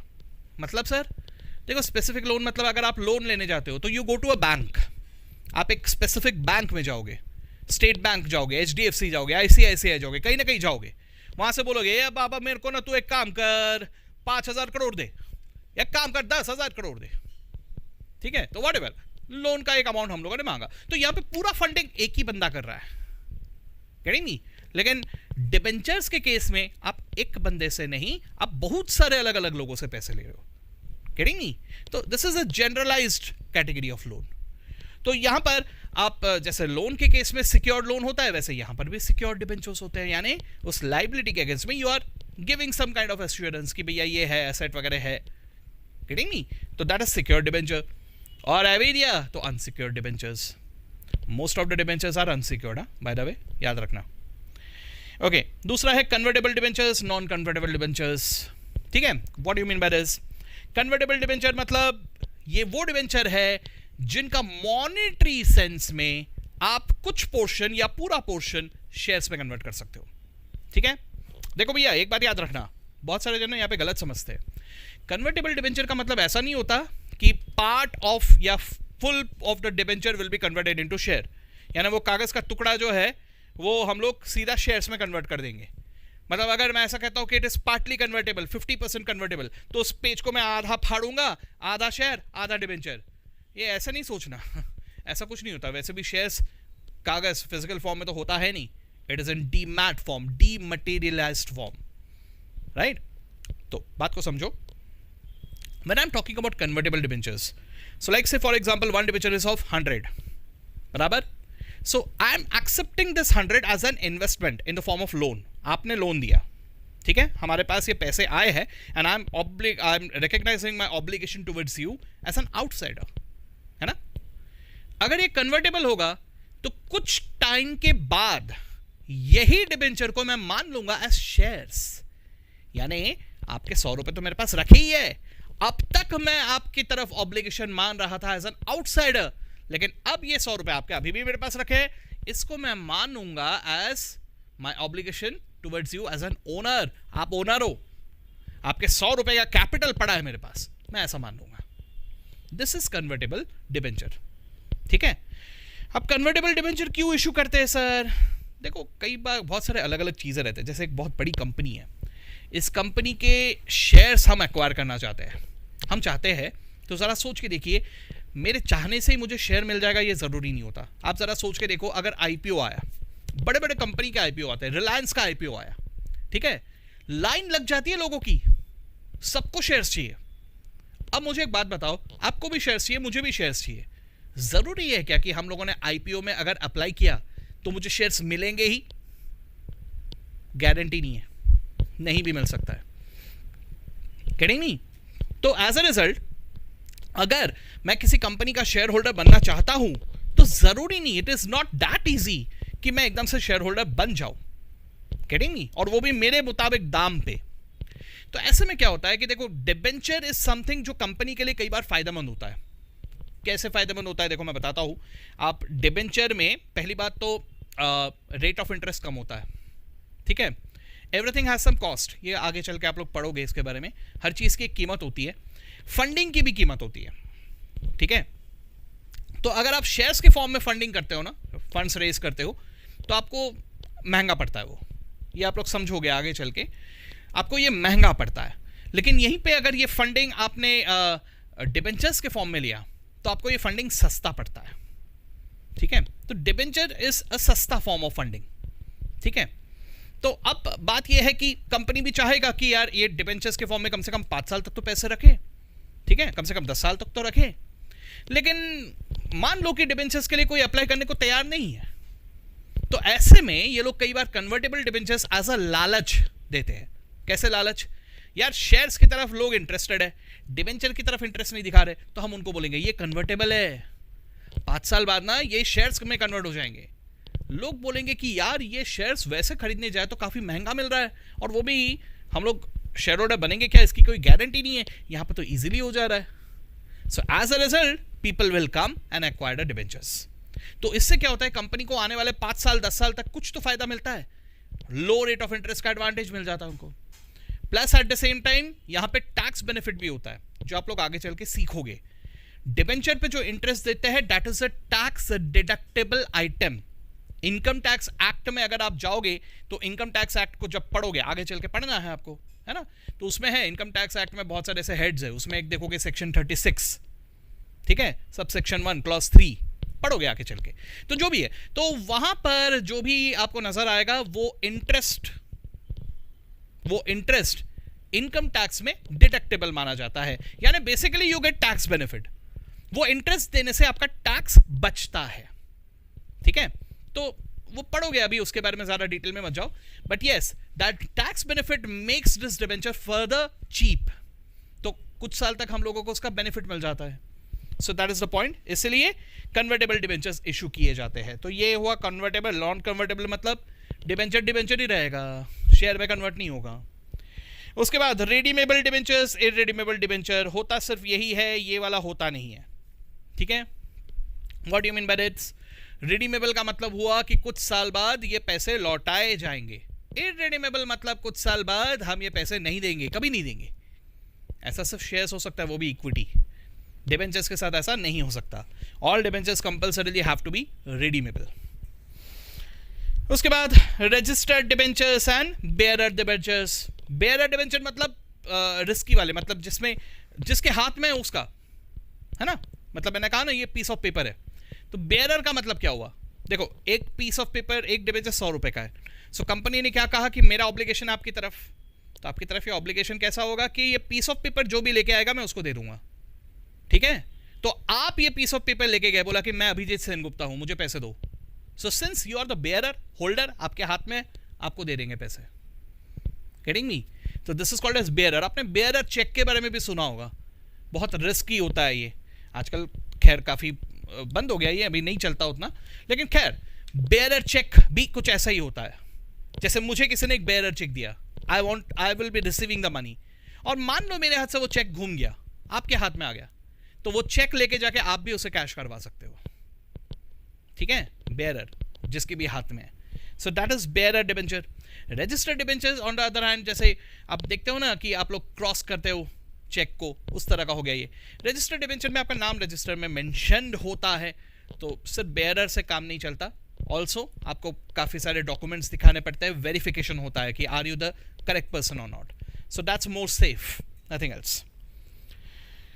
और उसके बाद first mortgage debentures and second mortgage debentures. Basically this debentures are issued as mortgage, ठीक है.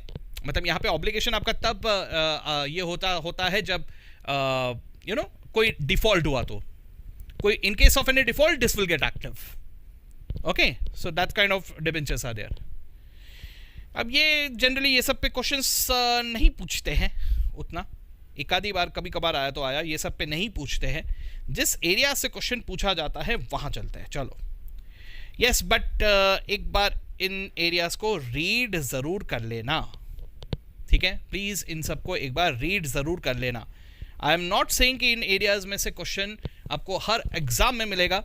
शायद 7, 8 या 10 एग्जाम में एक आध बार दिखाई दे, लेकिन आ सकता है, कभी कभार आ सकता है. इसलिए प्लीज एक बार रीड कर लेना. जो हमने अभी अभी पढ़ा उसी के बारे में यहाँ पे डिटेल में लिखा हुआ है, ठीक है. ओके, अब हम लोग एंट्रीज की बात अगर करते हैं, तो एंट्रीज में आप अगर ध्यान से देखो यहाँ पर भी application money, allotment money same होगा. देखना तो जरा एप्लीकेशन की एंट्री क्या है. Bank account debit to debenture application. कुछ नाम जाना पहचाना लग रहा है? वही है, बस शेयर की जगह डिबेंचर डाल देना है. शेयर एप्लीकेशन कहने की जगह डिबेंचर एप्लीकेशन कहना है. शेयर अलॉटमेंट कहने की जगह डिबेंचर अलॉटमेंट कहना है. सिक्योरिटीज प्रीमियम कहने की जगह डिबेंचर. डिबेंचर प्रीमियम नहीं कहना है, सिक्योरिटीज प्रीमियम ही कहना है। प्रीमियम का एक ही नाम, ठीक है, प्रीमियम का हर जगह एक ही नाम है, चाहे ये शेयर्स हो, चाहे ये डिबेंचर हो, चाहे ये कुछ भी हो, इन सबको मिला के हम सिक्योरिटीज कहते हैं, और hence this is called as securities premium. ठीक है, चलो भैया क्वेश्चन शुरू हो गए, let's see all of you there. तो Amol limited issued 40 lakh 9% debenture of ₹50 each. ठीक है, डिबेंचर के केस में सिर्फ एक ही बात है कि एडिशनली हम लोगों को इंटरेस्ट की भी एंट्री करनी पड़ती है, तो वही अभी देखेंगे हम लोग। ठीक है, तो 9% डिबेंचर्स, 9% इंटरेस्ट रेट है। Payable on application as per terms mentioned in the prospectus and redeemable at par any time after 3 years from the date of issue. Record necessary entries. ठीक है, चलो तो ये वाला देख लेते हैं, उसके बाद मैं कुछ एक्सप्लेन करूंगा आपको। ठीक है, चलो देखो यहां पे क्या लिखा हुआ है। 40 लाख डिबेंचर है, जीरोस का ध्यान रखना, 40 लाख डिबेंचर है इंटू 50। ठीक है, कितना हो गया? 20 करोड़, राइट? हाँ, 20 CR बराबर 20 CR। ये मैंने कैलकुलेटर शॉर्टकट बताया था कि आपको कोई कॉमास वगैरह का कैसे चेंज कर सकते हैं। Did I tell you this trick? Calculator में कॉमास के बारे में मैंने बताया था आप लोगों को, कैसे आप कॉमा कैसे एडजस्ट कर सकते हो, लैक्स में, मिलियंस में, ये आपके कैलकुलेटर में फीचर होता है, बताया था क्या मैंने आपको? I just don't remember,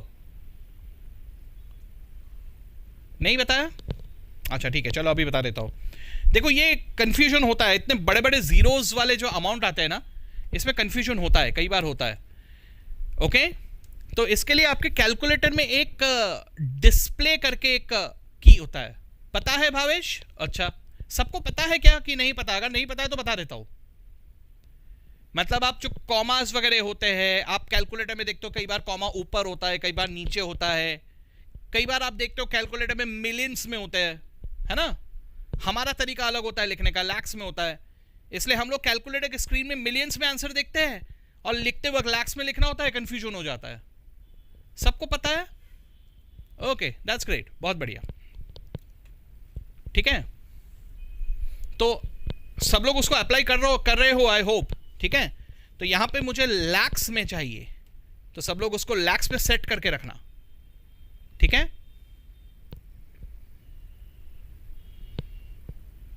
okay, चलो बढ़े आगे। So this is 20 CR।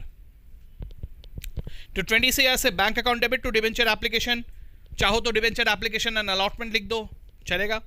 So bank account debit to debenture application and allotment account debit, credit, sorry, and then debenture application and allotment account debit to debentures account। बस rate of interest लिखना होता है 9%, ये लिखना जरूरी होता है। ठीक है, डन। ओके, 2 मिनट रुक जाना।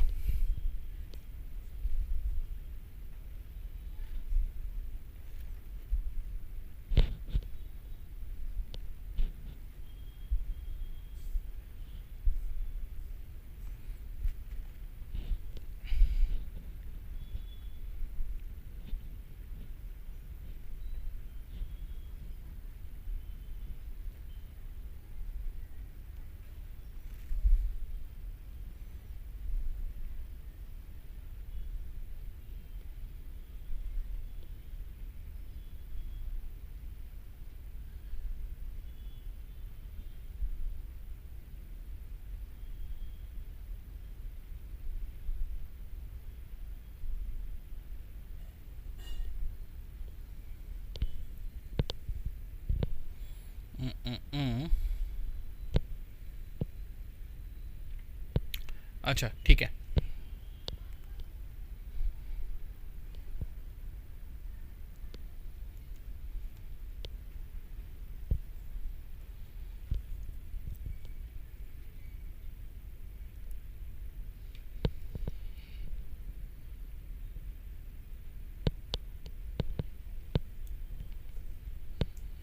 स्क्रीन शायद मूव नहीं हो रहा है।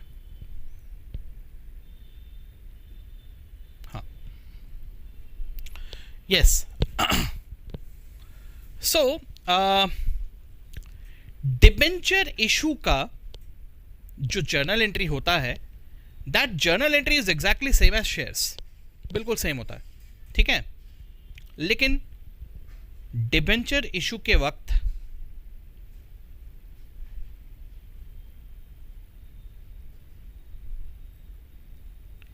हम लोग एक प्रिंसिपल अप्लाई करते हैं जिसे कहते हैं प्रूडेंस। इसका एक और नाम है, क्या नाम है? प्रूडेंस का एक और नाम है, बताइए क्या नाम है? और कौन से नाम से पुकारा जाता है प्रूडेंस को?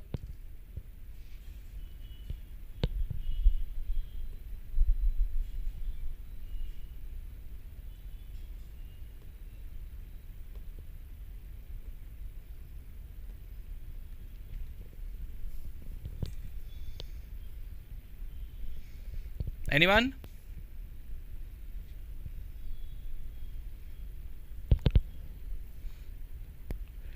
चलो, इतने देर में आंसर नहीं आया तो फिर अभी गूगल करके भी आंसर मत देना, ठीक है? आई होप गूगल करके आंसर नहीं दिया। Yes, it's conservatism. कौन बताएगा मुझे कंजर्वेटिज्म क्या कहता है, प्रूडेंस क्या कहता है, इसका रोल क्या है अकाउंटिंग में?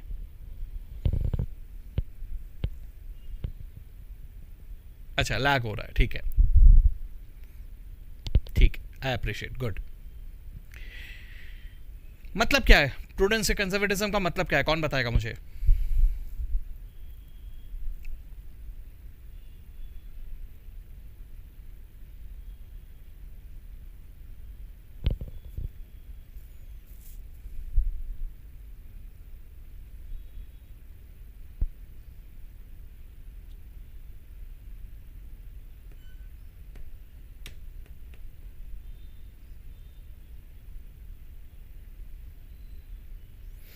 To record future losses today, not profit, okay?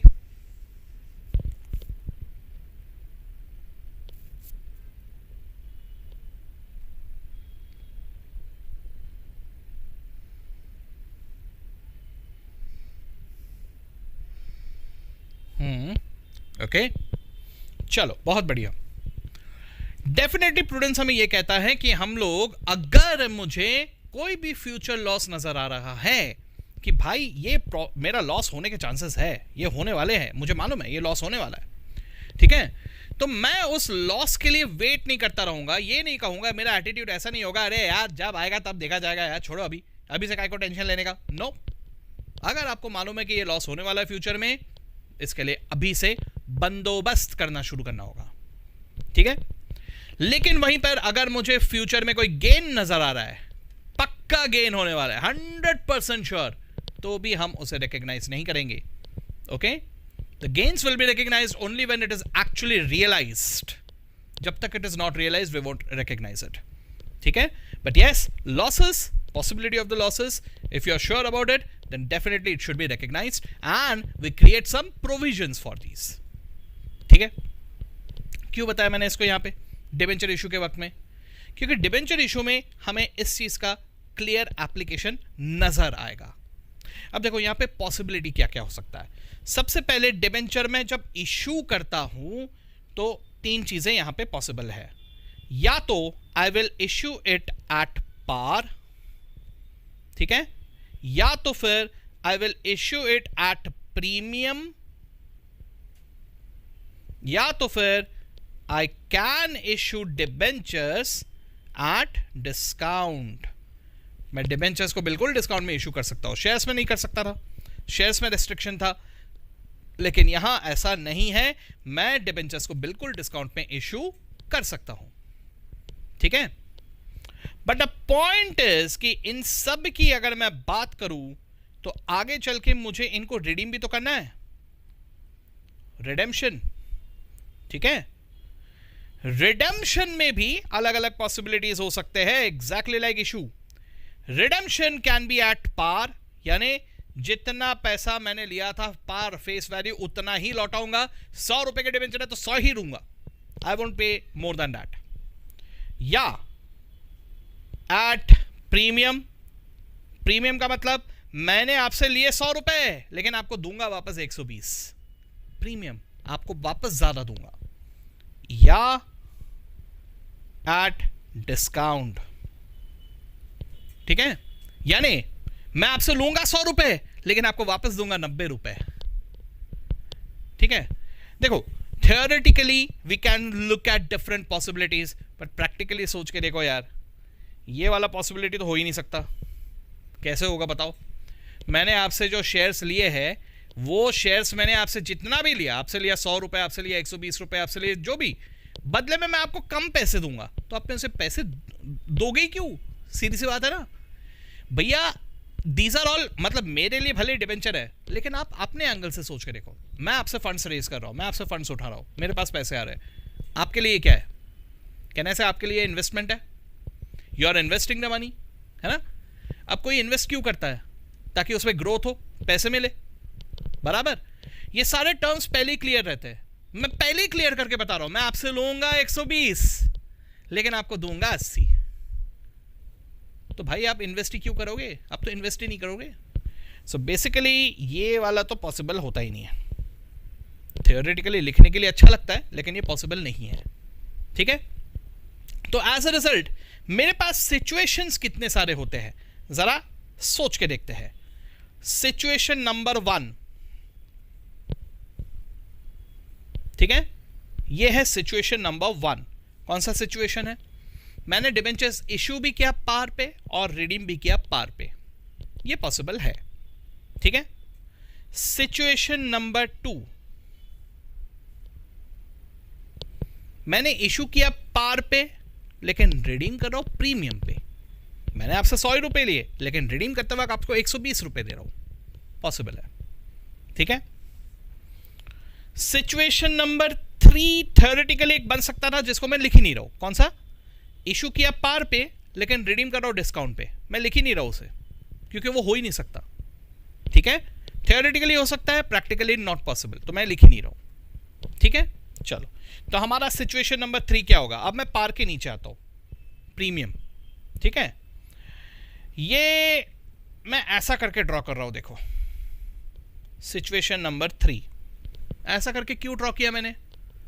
मतलब मैंने इशू किया प्रीमियम पे लेकिन इसको रिडीम कर रहा हूं पार पे। हजम नहीं हो रहा बात। मतलब मैंने आपसे लिए 120 रुपए लेकिन आपको वापस दूंगा 100 रुपए, बात समझ रहे हो? ऐसे भी चीजें थियोरेटिकली दिखते हैं, प्रैक्टिकली स्पीकिंग कोई इसमें दिलचस्पी नहीं दिखाएगा, ठीक है। लेकिन फिर भी मैंने उसको ड्रॉ करके रखा है, ठीक है। ये हुआ मेरा situation number 3। Situation number 4, premium में इशू किया, प्रीमियम में ही मैंने इसको रिडीम किया। मैंने आपसे 120 लिए और आपको 120 ही दिए या 125 दिए, समथिंग लाइक दैट, ठीक है। ये भी हो सकता है।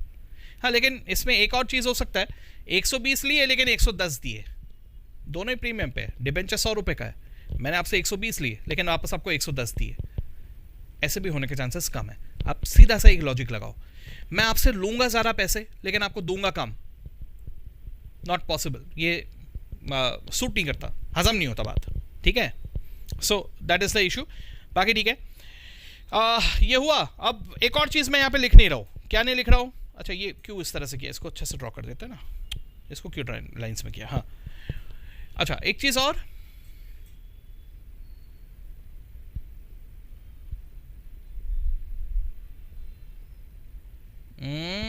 फॉर इंस्टीट्यूट जो प्रैक्टिकली पॉसिबल नहीं है वो पढ़ाने के लिए डेटा क्यों है? नहीं, वो सब नहीं है, ये वाले नहीं है, आपको नहीं नजर आएगा वैसा कुछ, ठीक है। जो नजर आएगा वो कुछ और है, बताऊंगा, वो भी देखेंगे हम लोग। जो बिल्कुल भी पॉसिबल नहीं है वो सब चीज़ें नहीं है। हाँ, वैसे कुछ कुछ जगह पे है जो प्रैक्टिकली चीज़ें नहीं है। अभी बिल्स ऑफ एक्सचेंज में तो पूरा का पूरा चैप्टर ही वही है कि प्रैक्टिकली हम लोग को दिखता नहीं है लेकिन पूरा चैप्टर हमारे सिलेबस में। तो कुछ कुछ चीज़ें है, अब वो क्या करें, अब जो जैसा है वैसा है, उसको लेके तो हम लोग आर्ग्यू नहीं कर सकते ना, डिबेट नहीं कर सकते। किताब में जो लिखा है उतना ही हम लिखेंगे, नहीं तो लोग कहेंगे कि आप किताब से ज़्यादा जानते, ठीक है। खैर चलो छोड़ो, ज़्यादा चैलेंज नहीं करना, जो चीज़ है उसको एक्सेप्ट करके आगे बढ़ो, ओके। हाँ, अच्छा, इसके अलावा पॉसिबिलिटी इसका भी है कि हमने डिस्काउंट में इशू किया। अरे मैंने यहाँ पे लिखा नहीं ना सिचुएशन 4, हाँ ये सिचुएशन 4। फिर डिस्काउंट में इशू किया, डिस्काउंट में इशू किया और पार में रिडीम किया, ये हो सकता है, दिस इज सिचुएशन नंबर 5। कचरा हो गया नहीं, मैं आपको डिक्टेट कर देता हूँ बेटर। अच्छा, डिस्काउंट में इशू किया और प्रीमियम में रिडीम किया, दिस इज सिचुएशन नंबर 6। ठीक है, और ये वाला मैंने पूरा ही काट दिया है, डिस्काउंट में इशू किया और डिस्काउंट में रिडीम किया। डिस्काउंट में रिडीम थियोरेटिकली दिखता है, पॉसिबल नहीं है वैसा। ठीक है, चलो तो इन टोटल 6 ऐसे सिचुएशन हो सकते हैं, राइट। चलो मैं बता देता हूं, एक बार लिख के रख लो तो थियोरेटिकली लिख के रख लो एक बार। पॉसिबिलिटीज नंबर 1, क्योंकि यहां पे थोड़ा कचरा हो गया। ठीक है, लिख लो एक बार। Possibility number 1, possibility number 1, debentures issued at par and redeemed at par. Debentures issued at par and redeemed at par.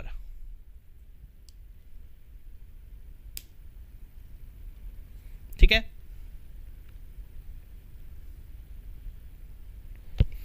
possibility number 2,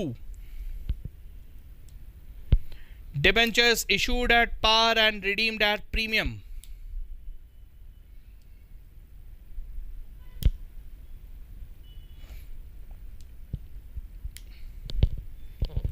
Debentures issued at par and redeemed at premium. Possibility number 3, bracket में लिख के रख लो rare. Possibility number 3, bracket में लिख के रख लो rare. Debentures issued at premium but redeemed at par. Issued at premium but redeemed at par.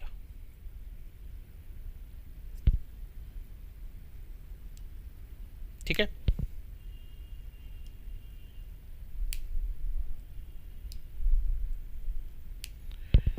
Possibility number 4, debentures issued at premium, redeemed also at premium.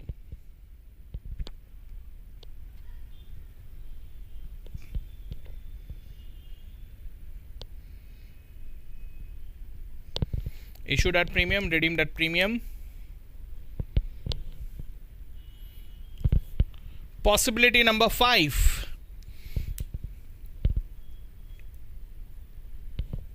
debentures issued at discount, redeemed at par. Debentures issued at discount and redeemed at par. And possibility number 6,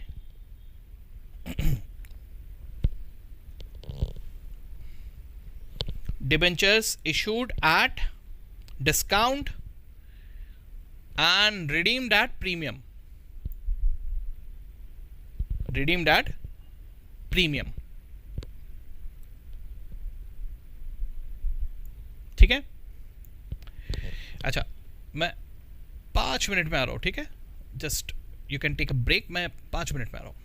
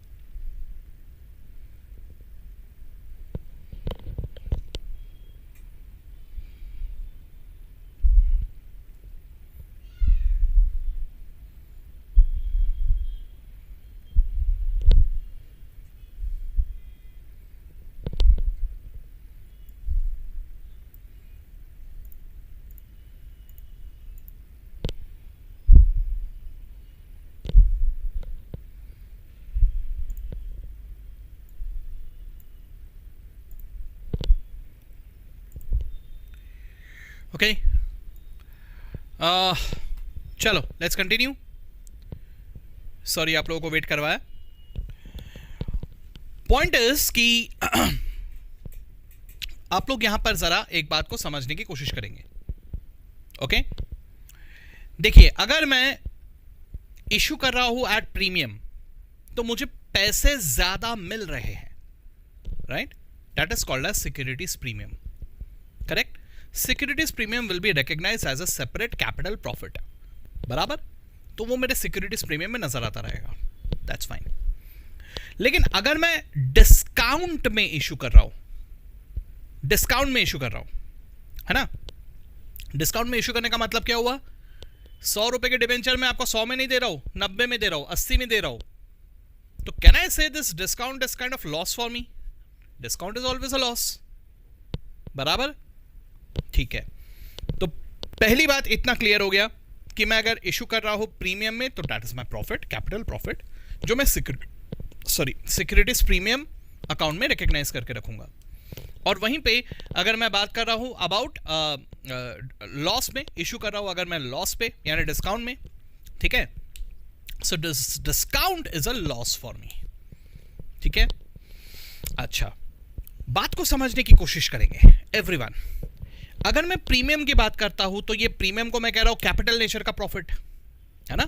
अगर मुझे ज्यादा पैसे मिले तो मैं इसे कह रहा हूं कैपिटल नेचर का प्रॉफिट, है ना? अब मैं ये कह रहा हूं कि मैंने डिस्काउंट में इशू किया तो क्या ये लॉस रेवेन्यू नेचर का होगा कि ये भी कैपिटल नेचर का होगा? सोच के बताना. If I am issuing the debentures at discount तो ये discount on issue of debentures which is my loss. मैं आपसे ये पूछ रहा हूं कि ये लॉस को मैं free loss, free regular revenue nature का मानूंगा कि इसे कैपिटल नेचर का मानूंगा? क्या लगता है आपको? Will I take it as revenue in nature या capital in nature?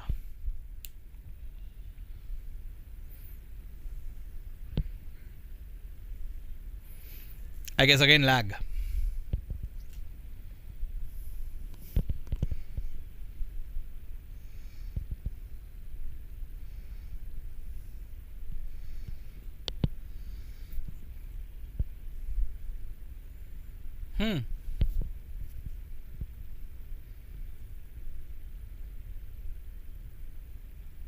No answer?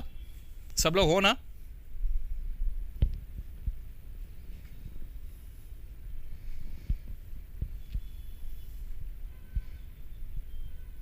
Revenue in nature. Okay,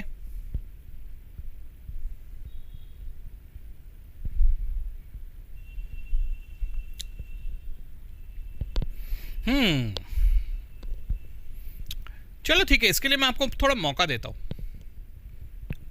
क्या कहना? How about if I give you time? करो इस पे रिसर्च, जाओ गूगल पे, गूगल में इधर उधर सब जगह रिसर्च करके रहो और मुझे रिसर्च करके बताना फिर जवाब. ठीक है? इस क्वेश्चन को मैं कैरी फॉरवर्ड कर देता हूं. Tomorrow's class I will bring it forward and let's see सब लोगों का क्या जवाब होता है. मेरा क्वेश्चन बड़ा सिंपल सा है कि अगर मैंने डिबेंचर्स डिस्काउंट में इशू किया तो ये जो मेरा लॉस हुआ discount on issue of debentures, इसे मैं कैपिटल नेचर का मानूंगा कि रेवेन्यू नेचर का मानूंगा? As simple as that. इतना सा मेरा क्वेश्चन है. ठीक है? टेक योर टाइम, बिल्कुल अपने रिसर्च वगैरह कर लो, लेकिन कल सुबह तक जवाब रेडी रखना. ठीक है? चलो. अच्छा, अब मैं इसे प्रीमियम में मतलब रिडेम्पशन जब कर रहा हूं, रिडेम्पशन में मान के चलो मैंने प्रीमियम में रिडीम किया, मैंने रिडीम करते वक्त प्रीमियम में रिडीम किया. ठीक है? आराम से अब जरा सोच के देखते हैं. प्रीमियम में रिडीम किया तो प्रीमियम तो हमारा कैपिटल प्रॉफिट है ना सर? अरे एक मिनट, जब मुझे डिबेंचर्स में इशू कर रहा था मुझे पैसे मिल रहे हैं, पैसे मिलते वक्त अगर प्रीमियम पे यानी ज्यादा पैसे मिले दैट्स माय कैपिटल प्रॉफिट. लेकिन रिडेम्पशन करते वक्त मैं पैसे दे रहा हूं, so if I am giving back money and वो भी प्रीमियम पे यानी मैं ज्यादा पैसे दे रहा हूं, that's also a loss. Okay? तो प्रीमियम देखते ही एकदम खुश मत हो जाना कि ओ बल्ले बल्ले मेरा प्रॉफिट आ गया. वेट, प्रीमियम कहां है वो देखो. प्रीमियम अगर मुझे इश्यू करते वक्त मिल रहा है that is definitely a capital profit. लेकिन अगर मैं किसी को पे कर रहा हूं और पे करते वक्त मतलब रिडीम करते वक्त अगर मैं प्रीमियम में ये कर रहा हूं, रिडीम कर रहा हूं, then in that case it will be a loss for me. Long lag, अच्छा एक मिनट रुको, यहां से तो सब ठीक दिख रहा है, यहां कोई इशू तो दिख नहीं रहा. आई होप ठीक है, अभी सबको दिख रहा है अभी कि पुरानी बात कर रहे हो आप, लॉन्ग लैग इसके पहले वाले की बात कर रहे हो शायद से.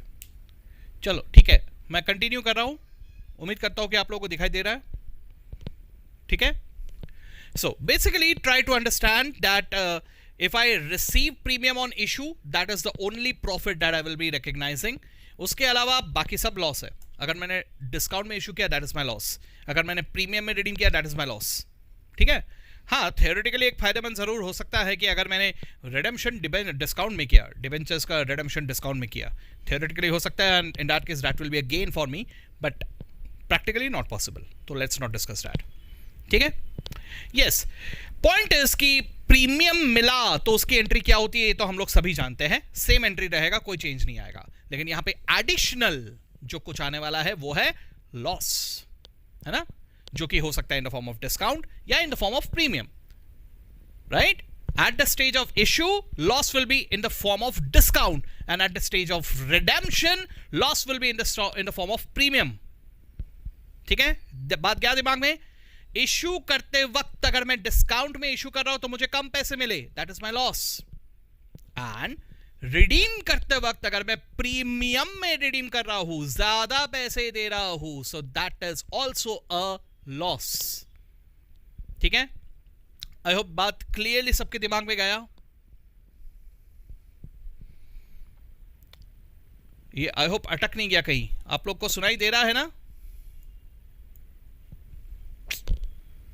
यार, ये टेक्निकल प्रॉब्लम समझ में नहीं आता कभी कभी. ऑल ऑफ यू देयर, सब लोग सुन पा रहे हो बराबर?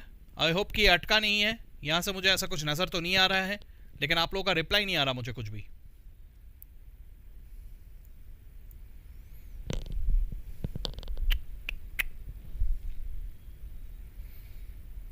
हाँ ठीक है, अभी पहला रिप्लाई आया, चलो ठीक है.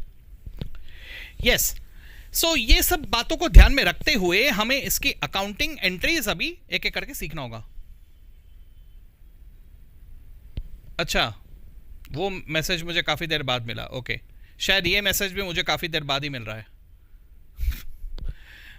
क्या करें, चलो चलो ठीक है. तो अब एक एक करके हमें जर्नल एंट्रीज देखने हैं ऑफ डिफरेंट सिचुएशंस.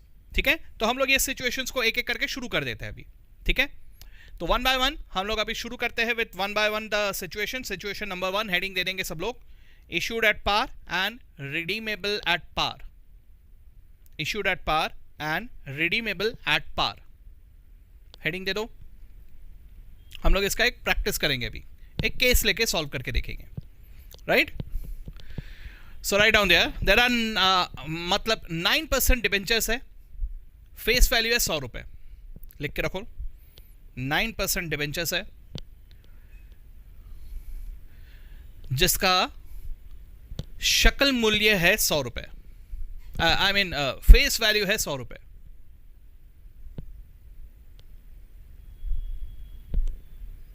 ओके, और हम इसे 2 इंस्टॉलमेंट में ले रहे हैं, एप्लीकेशन में, अलॉटमेंट में, काम खत्म.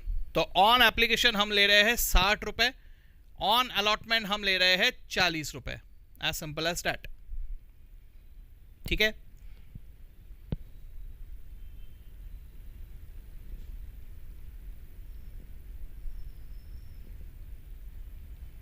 यस,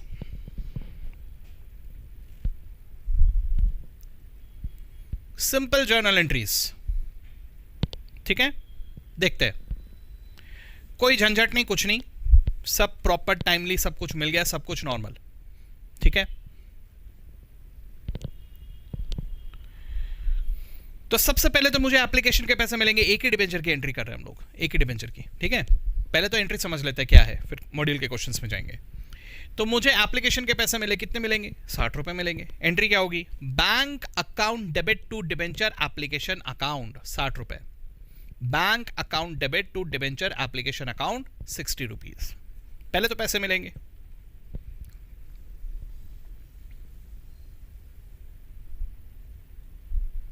ठीक है,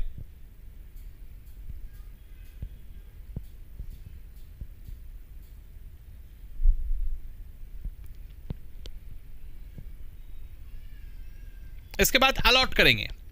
अलॉट करते वक्त एग्जैक्टली लाइक शेयर्स, यहां पर भी आपको एकदम से डिबेंचर होल्डर का दर्जा नहीं दिया जाएगा। जब तक अलॉट नहीं हुए तब तक आप प्लेन डिबेंचर एप्लीकेंट हो।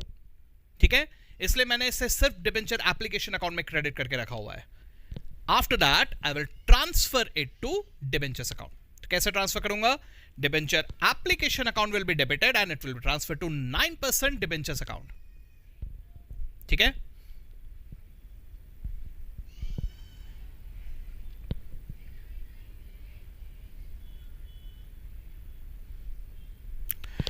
डिबेंचर्स पे क्वेश्चन आ गया तो बल्ले बल्ले, क्योंकि एक्चुअल में काफी इजी होते हैं ये क्वेश्चंस।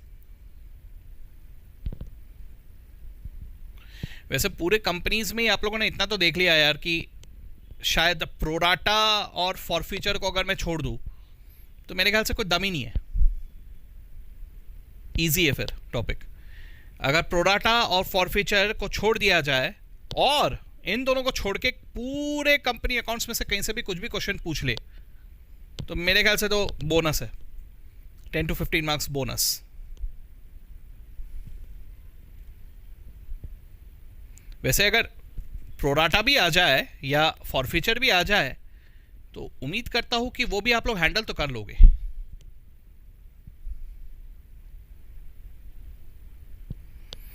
चलो यहां तक हो गया सबका। ओके, अब अलॉटमेंट। अलॉटमेंट पे 40 रुपए। पहले ड्यू की एंट्री करेंगे।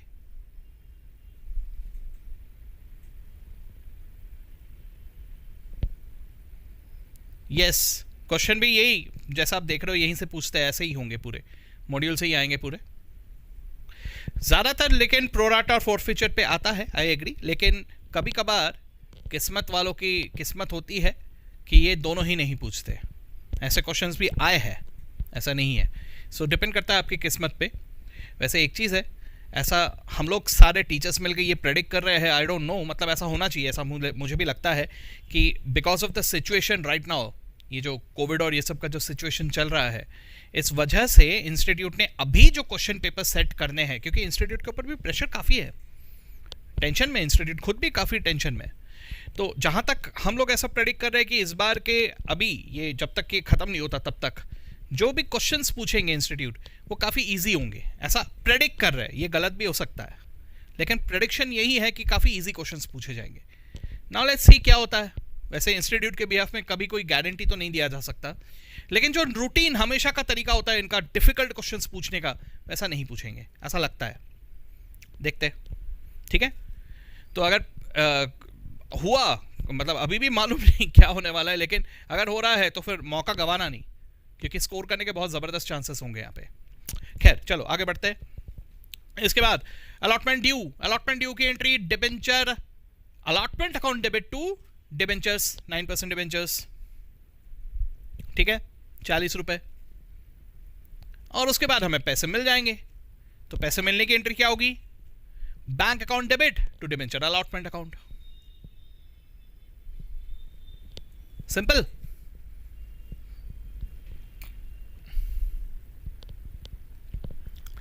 ये लिखने के साथ साथ सबके दिमाग में एक बात चल रहा होगा, ऐसे क्वेश्चन तो आ ही नहीं सकते, है कि नहीं? सही रीड किया कि नहीं सबका दिमाग?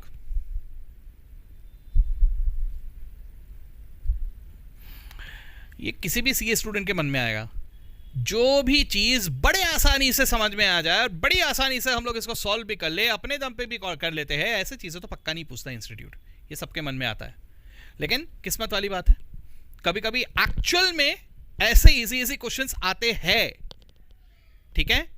बिलीव मी, आप लोगों को ये बात पे यकीन हो या ना हो, लेकिन अगर आज के डेट में आप स्कैनर उठा के देखोगे तो स्कैनर उठा के देखने में आपको ऐसा नजर आएगा, बहुत सारे क्वेश्चंस जो देख के नजर आएगा क्या बात है यार, क्या किस्मत वाले लोग थे, इतने इजी क्वेश्चन पूछ लिए। ठीक है, ऐसे क्वेश्चंस आपको नजर आएंगे। तो इट डिपेंड्स, किस्मत अच्छी रही तो इजी क्वेश्चंस भी इंस्टीट्यूट पूछता है। ठीक है, सो पॉसिबिलिटी है हाँ, लेकिन इस तरह का क्वेश्चन पूछा तो शायद मार्क्स भी कम होंगे 2-3 मार्क के लिए पूछेंगे। ये एग्जैक्टली ये वाला अगर पूछा, इसमें ज्यादा से ज्यादा 2 मार्क यार, उससे ज्यादा नहीं देंगे। क्वालिटी के ऊपर भी मार्क्स रहता ना कुछ ना कुछ। खैर, हो गया।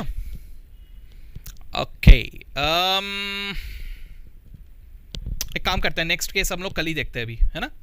तो आज हम लोगों ने डिबेंचर शुरू तो कर लिया, थोड़ा थियरी देखा और थोड़ा सा सिंपल वाले केसेस देखे। ठीक है, अभी और केसेस देखने बाकी है, काफ़ी कुछ देखना बाकी है, लेकिन इसको कल देखते हैं। ठीक है, आज सफिशिएंट टाइम अभी नहीं है हमारे पास बाकी। ठीक है, जितना बताया इतना सबको समझ में आया, कोई दिक्कत एनीवन?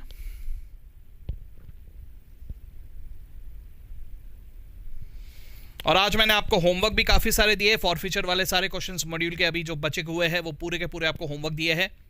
ठीक है, और कल सुबह 7 बजे का क्लास है, इसलिए आपके पास वक्त कम है। ठीक है, सो जितना जल्दी हो सकता है उतने जल्दी आप लोग बैठ जाओ एंड सॉल्व द क्वेश्चंस। चलो ठीक है, तो let's end the session today. We will meet again back tomorrow morning. First of all we will discuss about forfeiture. Forfeiture के क्वेश्चंस में अगर किसी के कहीं पे भी आप अटके, कहीं पे कोई दिक्कत गई, तो पहले वो डिस्कस करेंगे। उसके बाद we will come back to debentures. कोशिश करूंगा कि कल डिबेंचर्स कंप्लीट हो जाए। ठीक है, और अगर ये कंप्लीट होने के बाद वक्त बचा, then we will go back to the format, final accounts format. ठीक है, जो मैंने छोड़ दिया था इनिशियली। ठीक है, चलो, so let's end the session today. Good bye everyone. Okay, welcome welcome welcome.